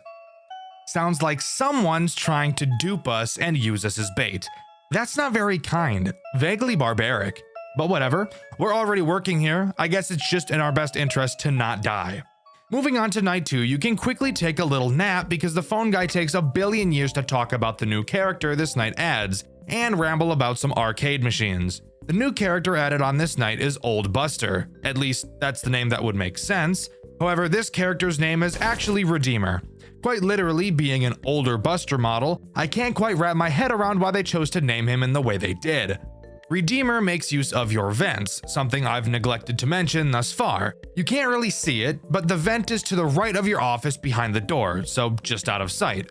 Redeemer does whatever he damn well pleases until he eventually decides to enter the vent. When he does, an obvious sound cue will play letting you know he's entered. Once he reaches your office, he'll dive in. When he's in your office, it's very important that you don't look at him. However, since the office we're in is so small, it may prove very difficult to just look away from him. So you'll have to be looking at your cameras while he's in your office instead. I guess Redeemer has the mindset of, if I can't see him, he can't see me. Stupid ass robot. This, however, may bring up a possible conflict. If your camera stability is too low by the time Redeemer gets to your office, it's safe to say that you wouldn't have a very good time. But luckily for us, at this point in the game, checking the cameras is entirely useless. So as of right now, this shouldn't be a problem. Hey, so I was looking around in these garbage bins and found a key. It's great, I know, the low effort put into protecting this place. Anyways, remember that idea I had, well, a few minutes ago? I got this one guy on my phone now. His name is Hayden Simmons. Pretty dumb fellow. I bet he doesn't even know of this place. Probably a high school dropout or a kid desperate for some easy cash. Well, now let's venture inside this establishment and set up an office for our buddy. So, we know the name of our character, Hayden Simmons. Too bad his name is one of the rhyming Aiden names, probably the worst group of names anybody could have. That's besides the point though. It seems like the building we're working in isn't even supposed to have an office. It's clear something sinister is going on here, but we don't quite know what yet. Moving on to night 3, I'm going to spare you the details and have us skip the phone call because he explains what the newest character does in an amount of time that could be an entire video by itself. Night 3 introduces Ned. Ned is ugly, like ugly as sin. He's got a face not even a mother could love. Booger-ah, boy. He will try to make his way to your office via the long hallway in the building. Unlike Buster, he isn't a complete dumbass, so the light trick won't really work on him. What will work on him, however, is the replace machinery button that I've blatantly and purposefully ignored up until this point, because explaining it earlier really wouldn't have made a whole lot of sense, now would it? Ned has multiple stages in the hallway. Every time you use the replace machinery button, he will go back a stage. I'm sure you can figure out how this works. Push him back, wait for the button to recharge, push him back again, keep him away from your office, which would in turn keep him away from your genitals. Whoopity-doo. However, this does bring up the issue of us needing to use our cameras now. So in combination with Redeemer, Ned could end up being a big problem down the road. Alright, sorry for keeping you waiting, but I had to run back to my car to get a battery for my phone. It's pretty low percentage right now, but it'll last now. Hayden says he'll be able to work next week, which is great. We'll pay him around $150 for his work, I guess. Maybe it's considered a scam to him, but I don't care. He just said he's not a fan of night jobs, but will do it anyways, and he'll play on his phone. Like that's gonna go down well. Anyways, let's head inside. The Wi-Fi better not be bad inside, I swear. Not much to note from this cutscene. We know we're getting criminally underpaid, and we know that playing on our phone really isn't going to be an option, which just makes me smile from ear to ear personally. Night 4 introduces 2 new characters. However, one of them serves to be more of an annoyance than an actual threat, so we'll talk about him first. Greg is a little asshole. Really, this game's Balloon Boy. Not because he has the same mechanic, except I lied because he kinda does. His main goal is to disable your light and leave you vulnerable to Buster. He'll slowly crawl across your office. You will have to click him multiple times to make him go away. If you don't, he'll park his fat ass on the button and prevent you from using your light. You might be asking yourself, Dxtr, clicking on him? How does the game justify that making sense? Perfect question. From the way the phone guy describes it, it's just poking him. So I guess this motherfucker's just the Pillsbury Doughboy. Ticklish ass robot. The other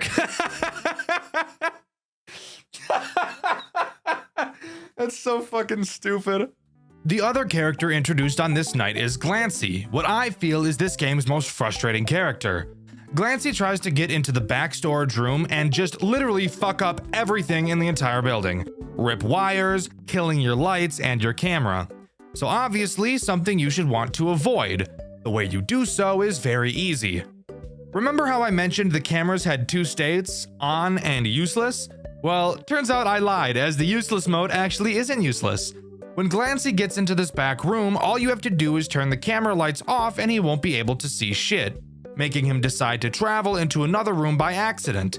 I'd imagine it's an accident since he can't see, but he could have easily just gotten pissed off and left on his own accord. Which, if he can see where the exit is, you'd probably think he could see the wires, but I guess not. We're inside. Now, let's just put some of these cameras around the building and we'll be all set. Oh, never mind. There's a panel lying down on this shelf.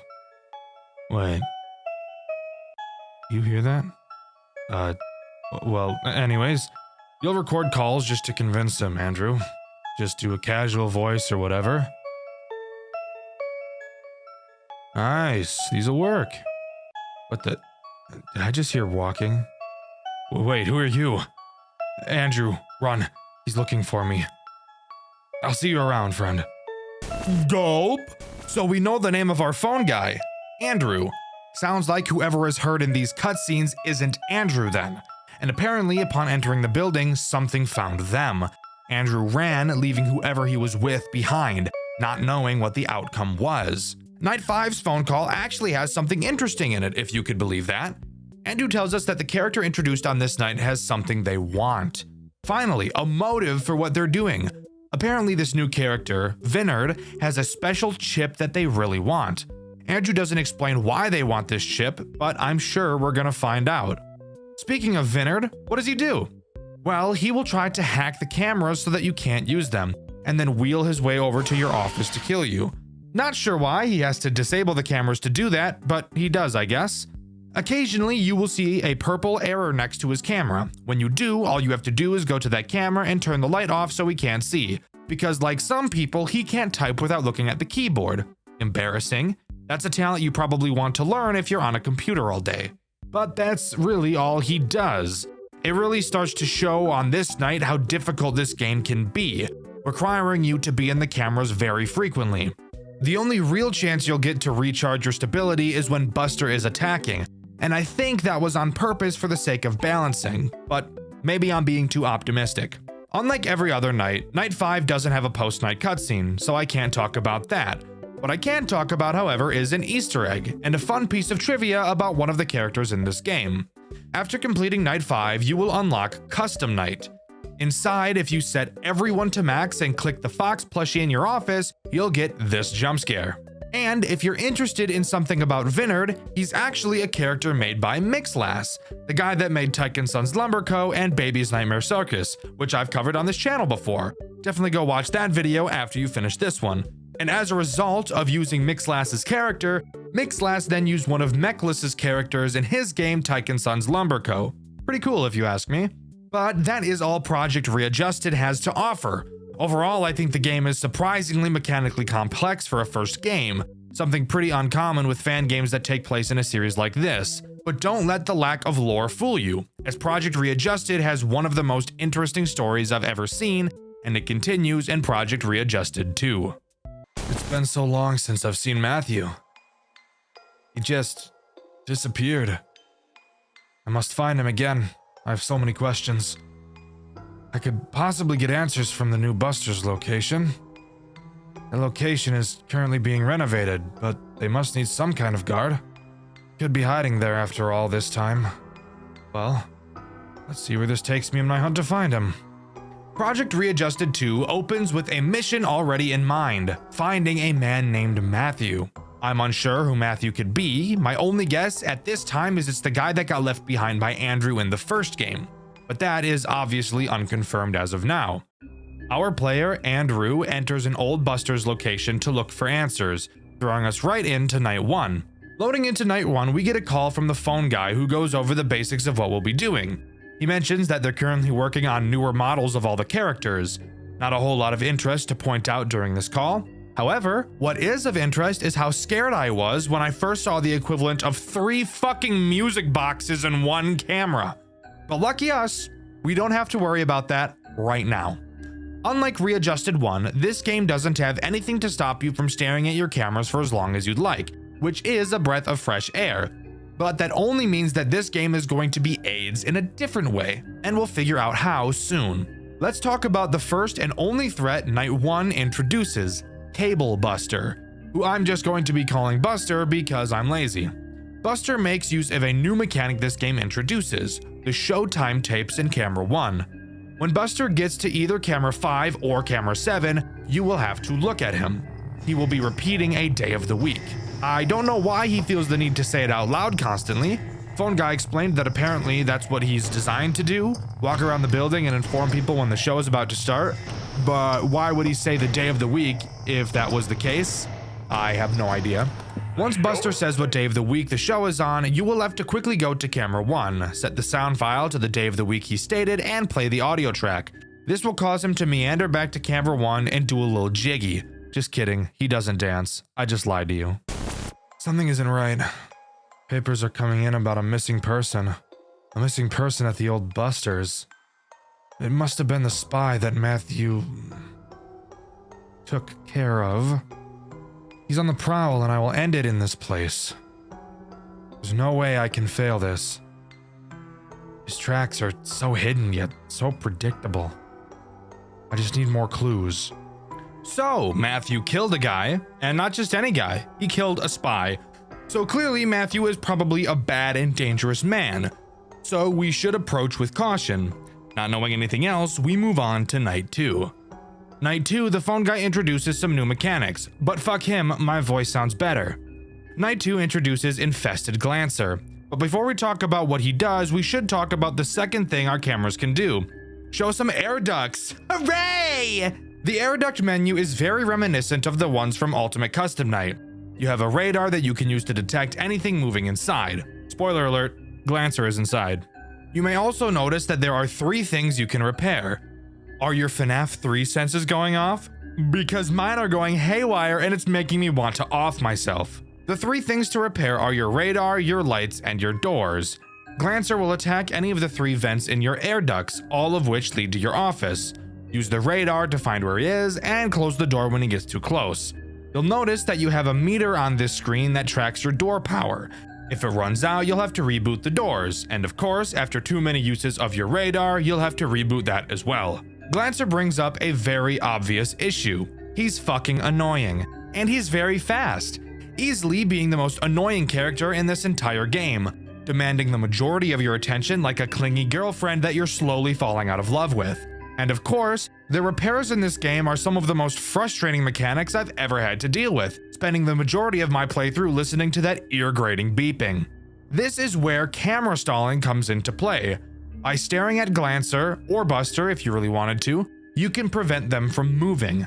Glancer does not initially start in the air ducts, so I'd usually spend as long as I possibly could staring at him so he didn't slip away, because once he's in those ducts is when he becomes Satan.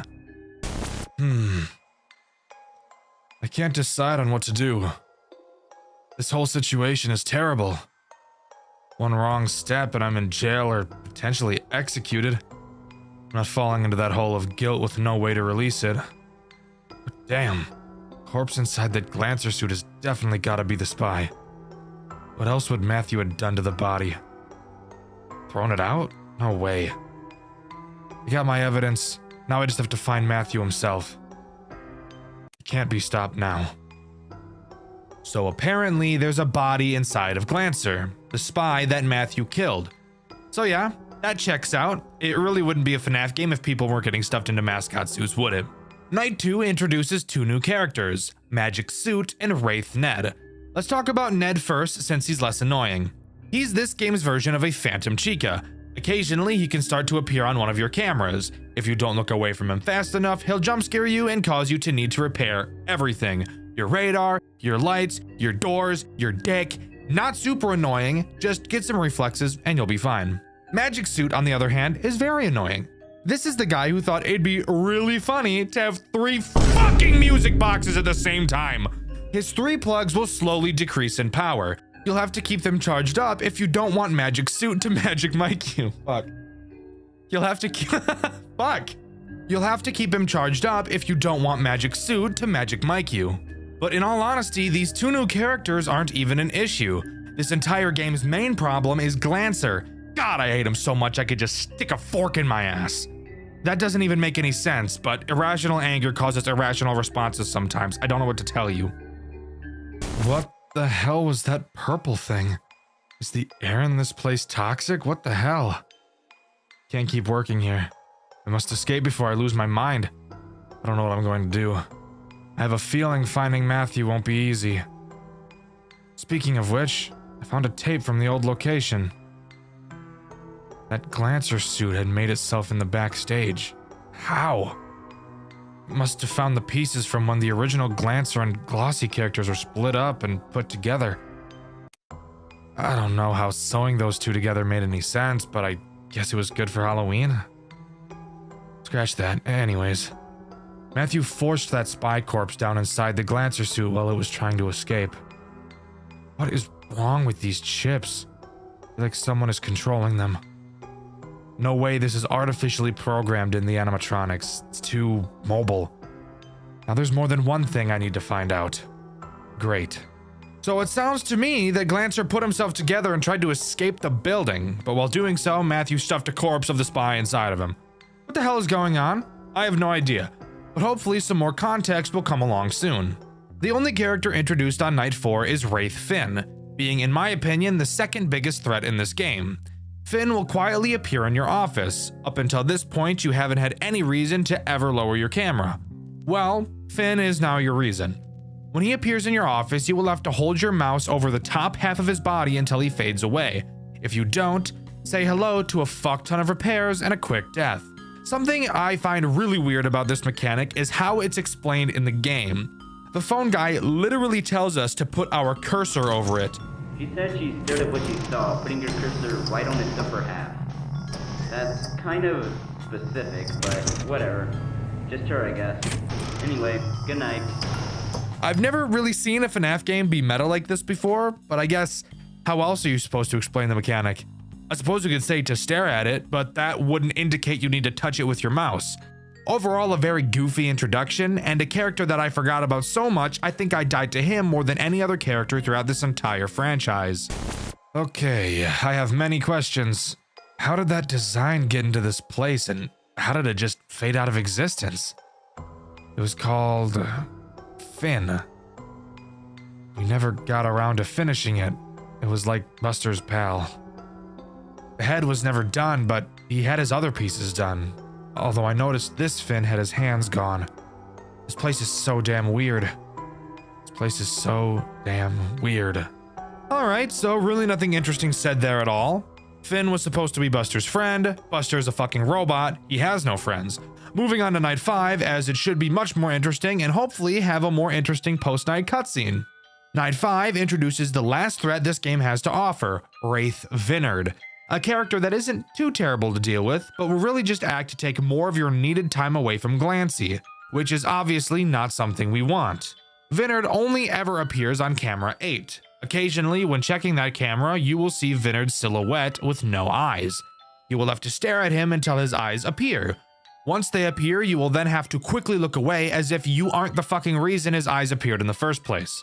Something super interesting to note that I haven't mentioned so far is how these wraiths have been explained by the phone guy, being the only characters he's convinced aren't real. But you might be wondering, if he doesn't think they're real, why does he mention them? That's a good point. Apparently, the guard that worked here before us left several notes about these wraiths, and the phone guy is reading her notes to us in the phone calls. Maybe as an in case, maybe just to make fun of her. Who's to say? Either way, I find it interesting. Vinard. With legs? What is going on anymore? I can't take things seriously. Wait, no. I hear sirens. I still haven't found Matthew. And I got several people outside awaiting my arrival. Police cars. Someone found out. Someone told them. Matthew, you bastard. I will find you. You won't get away with this. I can't believe this is how my story ends. It's not right. I can't. Matthew was never found by any officials or Andrew. Andrew attempted to bring the situation to court, but not enough evidence was collected. Andrew was deemed guilty for the corpse inside Buster's Diner World and was sentenced to death row, his execution following a month after being assigned.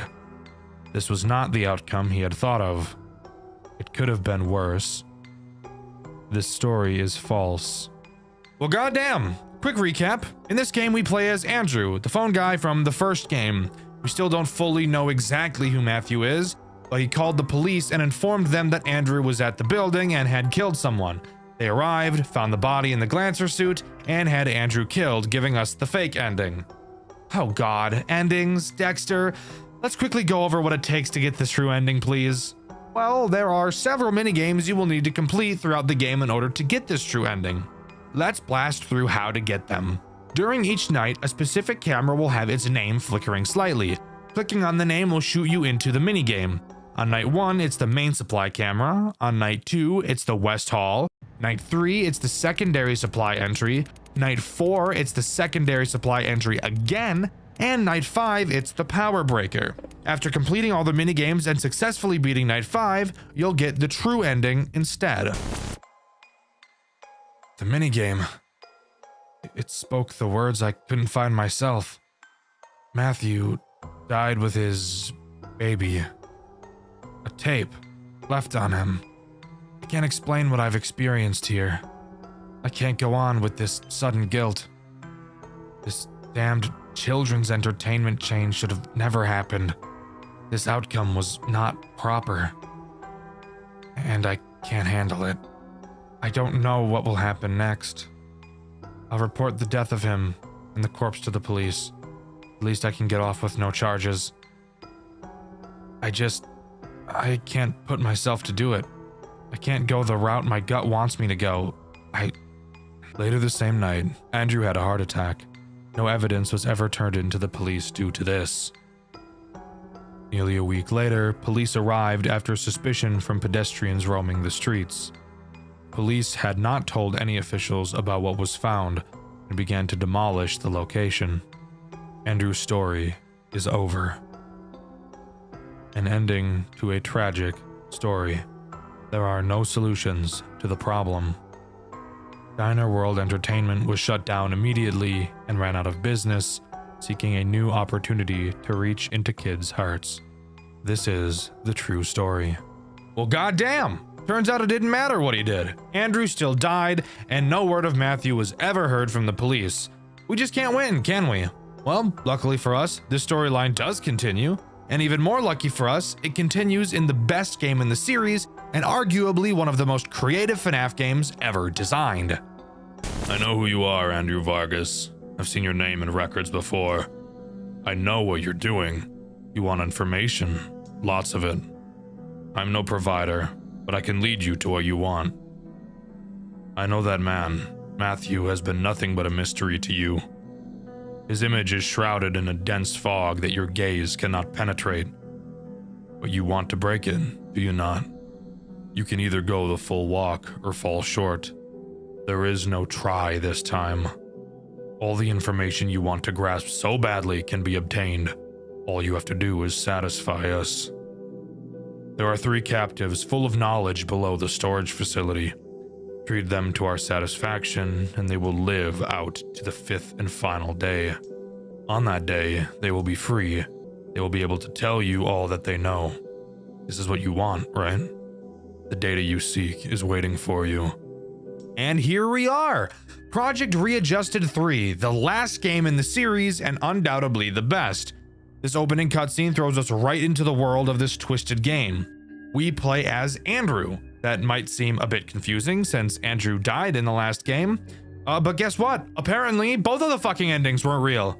So what the fuck? I'm not joking, by the way. I'm being completely serious.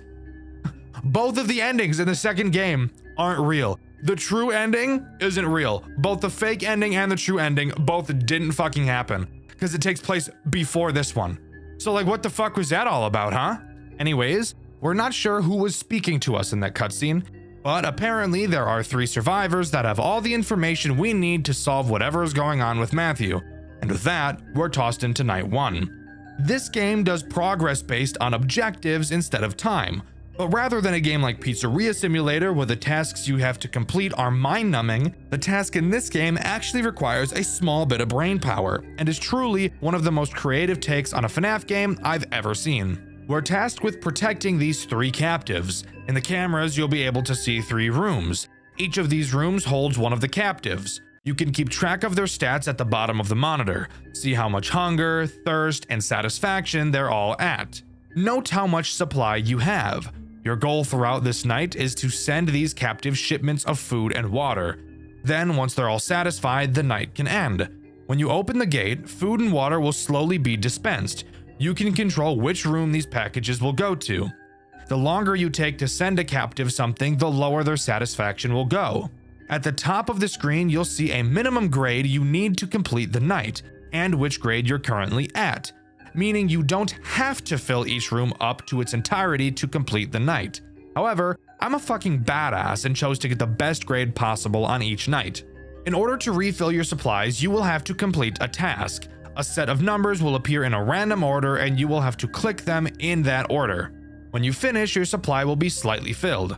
Side note, if you ever see this sliding minigame instead of the number 1, that's because in that specific moment, I'm using footage from Indie Fuel. And in his playthrough, he was playing an earlier version of the game that used a different minigame. And that's all that happens on night 1. I could talk about the cameras for sure, but I think that'll become much more important in night 2, which actually brings on the first and main threat this game has to offer.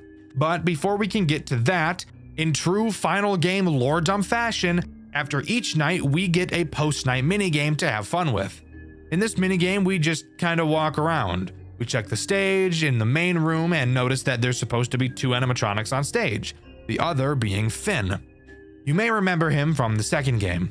We go backstage where we believe Finn should be, only to find a dead child on the ground, bringing this minigame to a close.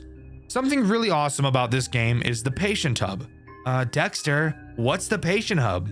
If you'd shut the fuck up and watch the video like a normal person, instead of continuously asking questions like the girl you're watching a movie with that you really wish you didn't invite over because you're just trying to watch the fucking movie, I'd explain it to you. Sorry, lost my temper a little bit. Anyways, the patient hub is on the menu. Using it will actually let you go to talk to the 3 people you're protecting throughout the nights. Throughout the nights, heading to the patient hub, they will give you different pieces of information as the game goes on. On this first night, they don't tell you anything since they've been told they can't yet, probably by whoever put them here. This is such a cool and interesting integration into this game, and I think this is one of the big reasons why this game in particular is so underrated. Night 2 is where this game really starts to get real, introducing the first main threat of the game, Busted. Inside of your monitor, you'll notice the left half that I haven't really mentioned. Well, I'm about to mention it. You'll notice that it only has 3 cameras, but don't let that fool you. Busted will move around the cameras, not only trying to get to you, but to get to the captives as well. If at any point you can't find him on your cameras, that means he's in your office. Your office, by the way, is another thing I've neglected to mention. There are 4 entrances to your office, 2 on each side. You have the two obvious hallways in front of you, and then the two holes in your walls to the sides of you. Busted is very quiet, so you will have to make sure you're tracking him. Once Busted enters your office, you will have to scare him away with the light. Now, you may think, like most FNAF games, that we'd be given a flashlight, but no, that'd be too easy. In Project Readjusted 3, you're given a fucking glow stick to defend yourself. You know, one of those crack and shake things? Yeah, that's our main means of defense. When Busted is in your office, you have to hold the glow stick on him to scare him away, but there's a catch. Your glow stick cannot be used for very long at all. It has a very short lifespan, so you have to check really fucking quickly. Obviously, if you don't, you'll die. But if you remember, I mentioned Busted being able to attack the captives as well. While watching Busted on your cameras, you may notice that on any of the three, he may get a bit too close to some of the patient doors. If he does, that's how you know he's about to attack them. When you see him doing this, you must ring the bell on your desk. The noise will attract him to your office and away from the patients. Something super interesting about Busted attacking patients is that if he kills one, you don't lose. And it will actually make the remaining nights easier since you'll have less mouths to feed. However, as I'm sure you could have guessed, if a patient dies, they will never come back throughout the rest of the game. That means no more talking to them in the patient hub at the end of the nights. And of course, if you let all 3 patients die, then you will lose the game. This right here is one of the coolest mechanics I've ever seen in a FNAF game. Project Readjusted 3 is literally just being placed in a saw trap, really. In the post-night 2 minigame, we talk with the other guards about what we saw. They mentioned this is the second time this has happened. Walking up to the stage, we find another dead child, presumably killed by Buster. We're told to check the office for anything else, and we do. Upon finding nothing, we walk back, only to see the ghost of some unknown spirit that looks like Finn walking away. I started seeing some weird things recently. They were purple weird things. It got closer as I blinded myself, but as I looked at it, it faded away. I don't know what to do. At least the leader himself isn't down here. He is very strict. He would be looking at me, making sure I was staying put and acting appropriately. He threatened to stop liquids from coming into my room if I didn't listen. He really wants us to go his way, so just send us supplies like he wants, at least when he is nearby. As long as he doesn't notice you aren't doing what he wants, he should be fine. This place is a crazed house, and it's all your fault. I can't believe this! You better get out of here in the end. With me alive! I've started hearing screams. It sounded like it came from a room adjacent to mine. Maybe I'm hallucinating. After all, we are under that old building. You know it had the fume problem, right? Surely you do. You used to work there. You told us all about you. My sister used to work there, but she hasn't touched it since. I think I've figured out why now.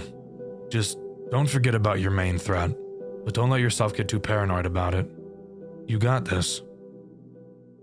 On night 3, we get introduced to the last threat this game has to offer, the purple hallucinations, explained by the fact that there are strange fumes coming from the facility above.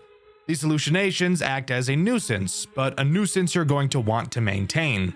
They can appear in any of your cameras or in your office, and they're very quiet. If they're on your cameras, you have to stare at them, and if they're in your office, you have to flash your glow stick at them. They will never kill you themselves, but they will scare the patients if you don't get rid of them. And if the patients get scared, they'll scream, and Busted will kill them. Not at all a difficult threat, but an annoying one nonetheless. The game doesn't really start to get too difficult yet at this point, so let's just move on to the post-night 3 minigame. In the post-night 3 minigame, we really just want to get out of the building at this point. We meet a guard who says that the crowd outside is still going spastic. As we try to walk outside, I'm assuming we start hallucinating? I'm not really sure because I have no idea what else I'm looking at could possibly even be. And the minigame comes to a close. I'm too paranoid. You need to just get us out of here. The creatures are multiplying. Just more staring. Listen out for a squeal if something goes wrong over here.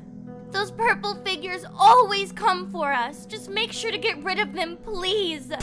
What's going on over on your end? I keep hearing such strange noises. If you want something out of me, you better keep me satisfied. I don't want whatever is coming for you near me.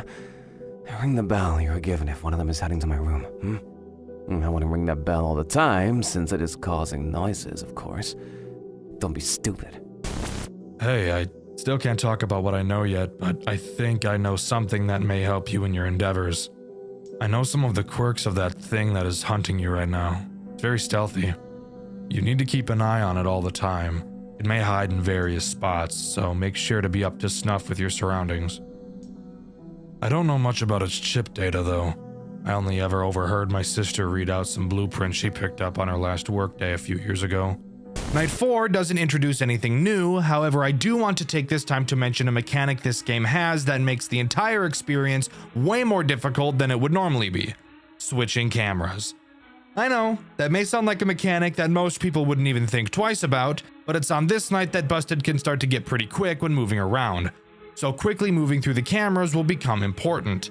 However, even though there's only 3 cameras, switching through them quickly can prove to be quite nerve-wracking. You cannot click any camera at any time. You can only move to cameras adjacent to the camera you're currently on, which means if you're on camera 1 and want to get to camera 3, you will first have to click on camera 2. Typically, this wouldn't be an issue, but you have to wait for a static animation to play each time you switch a camera before you can switch it again.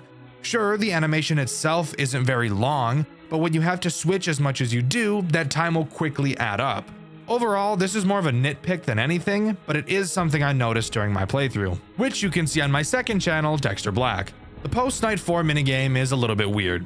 We play as the ghost we saw at the end of the post-Night 2 minigame. We walk around the building, talking to children and guards, hearing messages like, "I blame you," and "How can we punish you?"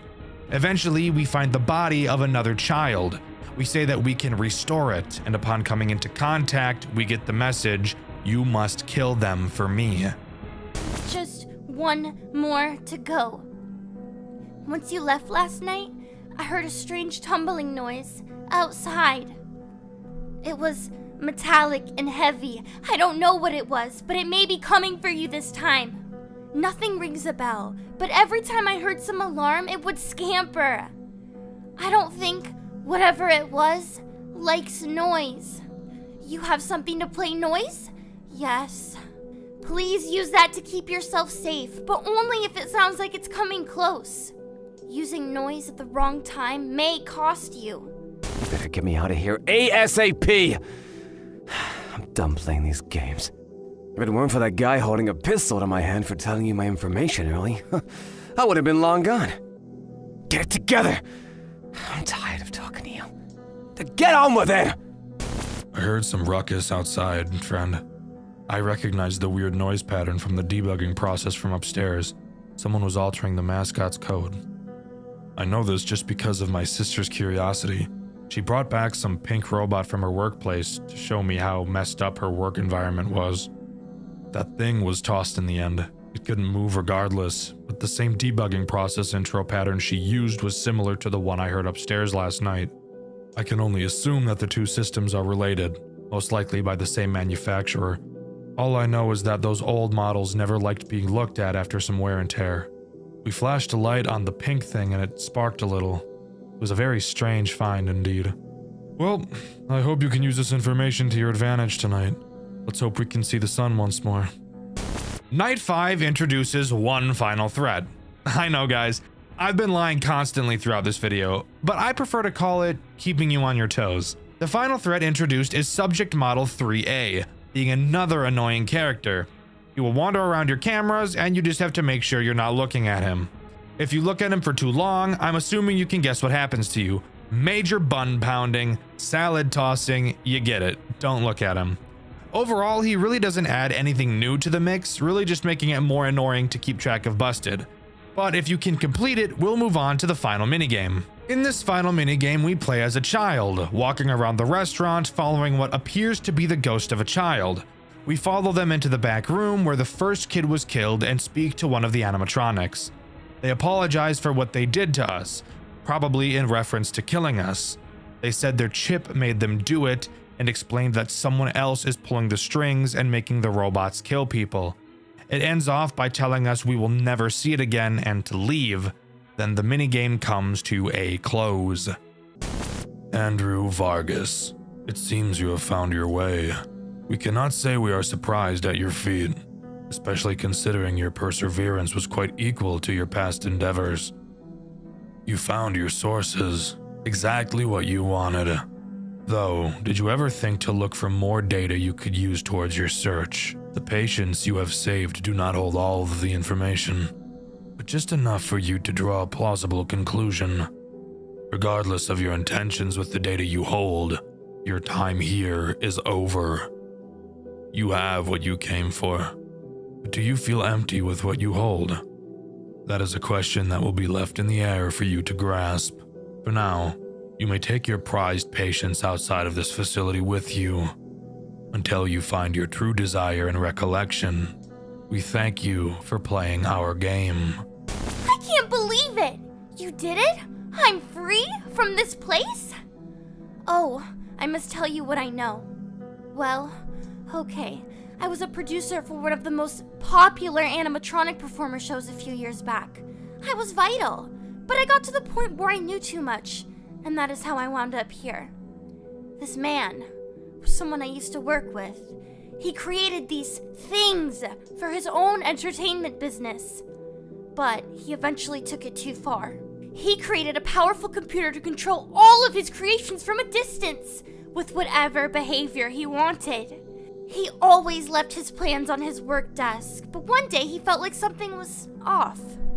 Some grew suspicious of his projects, myself included, but I never took it as far as this one group of people. They were dedicated to finding his grand computer. They went as far as setting up hidden cameras around the building to track anything they could, anything that could leave a trace back to its whereabouts. But they never found it, because the man attacked and killed one of them. I saw it on old discarded footage. That is all I know. I hope this helps you. It took you long enough? Let's make this conversation quick. I was one of the construction employees set to renovate the supply and storage facility for future use. It was gonna be under some childish name like Busters, I think. I was the only one that showed up to the job early, like always. I got to one of the storage trucks I left outside, and that's where my life took a turn. They had a rotting corpse and dismantled robots in that truck, man. A rotting corpse! You could never understand how disgusting that was to see face to face. Sucker fell right out of the truck too, like it was last in line. It was in some blue wreck of a mascot suit. It had a camera stuffed in its mouth. It was horrible. I think you get it now. I went to go get my bag and quit my job, but some gray thing grabbed me and pulled me deeper into that building. Next thing you know, I was dangling for my life. Awesome, right? Well, it pulled me past some satellite. It was covered in those dumb white masks you've seen. The same one the guy is wearing. It's all some weird gimmick. But I know what that gimmick is for. That satellite was being used to get that white rabbit robot back from the depths of the forest, right off of Brickview Boulevard. It had to have been made for that. I'm no fool. I knew about that white monster rumor, and I even went hunting for it one time with the boys. It has to be linked. That's all I got for you. We better not come into contact like this again. I have to owe you something for your determination, my friend. I'm honored. Oh, right. I do owe you something. I have something to tell you. Before this, I was an aspiring mechanical engineer. Machines have always enticed me, so I had been studying it for months prior to this incident. As you know, my sister had worked at that old supply and storage facility years ago. She was my main inspiration for this interest of mine. That night, when she came home with that pink robot, changed everything for me. We dug into the hardware of the robot ourselves. Our father had some spare tools in the garage, so we didn't have to rip into it to damage the thing even worse. We found a lot of weird oddities. One of the most obvious ones was its back. It had the tips of endoskeleton fingers buried in the suit piece, like it was torn apart by one of its own. Another one was its eye. We found a serial number printed in a fine black font face in the back of the eyelids, but it only routed to a 404 page on our home computer. Lastly, it had a code written on the inside of each of the suit parts. It read Model Pound 3C. I don't know the significance of the C. Maybe it was part of a trio, unless there are models with parts 3D or more. We extracted the chip from the robot, though. It was in a very rough condition, but it was somewhat intact. It even had a USB slot in it, which was extremely new at the time. We plugged the cord into our home computer, but it pulled up a ton of strange prompts. We clicked through all of them and found a folder with many text files inside of it. A lot of it was just a garbled mess, but some had what seemed to be addresses. They were impossible for us to decipher fully. Was this animatronic generation holding locations? That's the strange part. What's even more strange is that it had a file named task.txt amongst all the other distorted file names. We opened it, but for some reason the USB had ejected itself. We tried plugging it back into the computer, but it wouldn't pick it up again. All I was able to see before it disconnected was something along the lines of, "He must see what I have done, and maybe he will realize he should have stayed by my side. I know what I'm doing." That's all that I know, friend. See you on the other side. Project Readjusted's story doesn't throw the answers at you. It gives you pieces, conversations, job descriptions, weird one-liners, and you're meant to piece together what was really happening behind the walls of Buster's Diner World. But once you line everything up, the picture is pretty clear. Two employees start a project they don't fully understand. It gets out of control, and one of them ends up paying the price for it. It all starts after Buster shuts down. The public thinks the place is done, the animatronics are boxed up, and everyone has moved on. But Diner World Entertainment hasn't. They're still in the building, still tinkering, and still trying to push something forward. Something they only ever call the project. And at the center of it are two people, Andrew Vargas and his co-worker, Matthew. The two are exploring the closed building long after hours, checking the animatronics, looking through old hardware, and trying to locate something hidden deep inside the cast. Something the company wants extremely badly. A special chip connected to a hostile presence in the animatronics. They can't pull it out safely, they can't study it while it's roaming, and they can't risk handling it directly. So their entire plan is built around one thing: lure the entity into range, pull the chip, replace it, and get out. But they can't do it themselves. They need someone to sit in the office every night, act like a regular night guard, and unintentionally draw the animatronics towards them so Andrew and Matthew can track the patterns. That's where Hayden comes in. On paper, Hayden is just watching the cameras for 6 short nights. In reality, he's bait. Everything he sees, Buster, Glancer, Redeemer, all of it is part of a larger plan to drag this thing out. And for the most part, the plan works. The animatronics are active, the patterns are recorded, the project moves into its second stage. But then something happens that completely derails Matthew. Someone else breaks into the building. A man who isn't supposed to be there. Someone snooping around who gets far too close to whatever Andrew and Matthew are doing. The fandom calls him the spy, and Matthew panics. Instead of letting their secret get out, he kills the intruder. Not an accident, a choice. And it's the moment everything changes. Andrew is horrified, Matthew goes quiet, and from that point on, the two of them aren't on the same page anymore. Not long after that, Matthew disappears. No goodbye, no confession, no explanation. He's just gone. And Andrew is left with two things: a project he no longer trusts, and a friend who might have destroyed himself trying to finish it. When Project Readjusted 2 begins, we're not playing as Hayden anymore. We're someone closer to the company, a technician finishing their final assignment for Diner World Entertainment. This job isn't about survival, it's about data. Watching animatronic behavior, tracking motion patterns, feeding information back into whatever the project is turning into. And in the background of all of this, someone, heavily implied to be Andrew, keeps repeating the same thoughts. He's been gone for so long. I need answers. Where did he go? The entire game feels like Andrew trying to keep the company satisfied while quietly searching for any clue about Matthew's disappearance. Meanwhile, the animatronics are no longer just mascots. They're infested, corrupted, wired shut, and torn open. The prototypes that were experimented on long after Buster's closed. The project has clearly moved forward, and whatever they pulled from those animatronics is now being pushed into something else, something bigger, something human. And Andrew eventually gets the lead he's been waiting for, something that points away from Buster's, away from the diner entirely, and into a new location, a facility the company is tied to, a place where living subjects are being kept alive for testing. And to follow this trial, Andrew makes a deal, a job offer he can't refuse, something that promises answers about Matthew at a cost. That's where Project Readjusted 3 picks up. Andrew is now inside this medical facility, sitting in a monitoring booth, watching over patients who can't leave their rooms.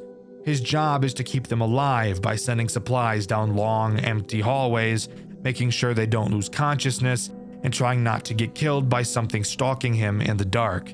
A twisted, hulking version of Buster that shouldn't even exist in a place like this.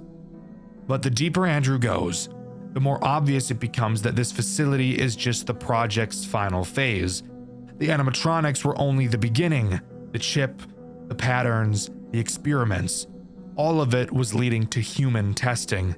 And somewhere inside this building, one of the patients isn't just another victim. He's the thing Andrew has been searching for since the moment Matthew vanished. Matthew didn't run. He didn't escape. He didn't move on. He was taken, absorbed into the same project he helped build. In Project Readjusted 3, Matthew is the subjected member, a living test subject altered by the very experiments he and Andrew once tried to control. And that's the real truth behind Project Readjusted. A company digs up something dangerous hidden inside their animatronics. 2 employees tried to pull off a secret extraction. Someone dies, one of them vanishes, and years later, the entire operation has grown into a human experimentation program, with Matthew trapped at the center of it, and Andrew desperately trying to undo the damage. This game never spells everything out, and the dev has even said the full story was never completely written down, but from what everything we do see, the trilogy comes down to a single idea. They started the project together, Andrew survived it, Matthew didn't. But as far as I could gather, and as far as I'm aware, that's all Project Readjusted has to offer. There was supposed to be a final installment, Project Readjusted 4 Jet Black, but it was cancelled due to scheduling conflicts and the pair incident of Game Jolt, which I'm not going to dive into today. Maybe another time. Overall, I think each game in this series progressively got better and better. I think the story I was able to piece together is really interesting and very good, but I really wish it was more concrete so I didn't have to speculate as much as I did. Project Readjusted 3 is a phenomenal FNAF game and one of the most creative I've ever seen, and I highly recommend you give this series a try. But let me know what you think. Do you agree with me, or do you think Project Readjusted is actually just a confusing dumpster fire? Let me know in the comments below. In my 5 Nights at Maggie's video, I asked you guys which series you'd like to see me cover next, and my favorite comment is this one by Witchery. They said Tealerland, and while that's not really a series, it is a game I really loved and that I do have on my list to talk about on Dxtr White. Subscribe to the channel, I'd appreciate it a lot. Thank you to all of my superfan channel members, you guys are the greatest. I've been Dxtr, and I'll see you guys in the next video. See ya!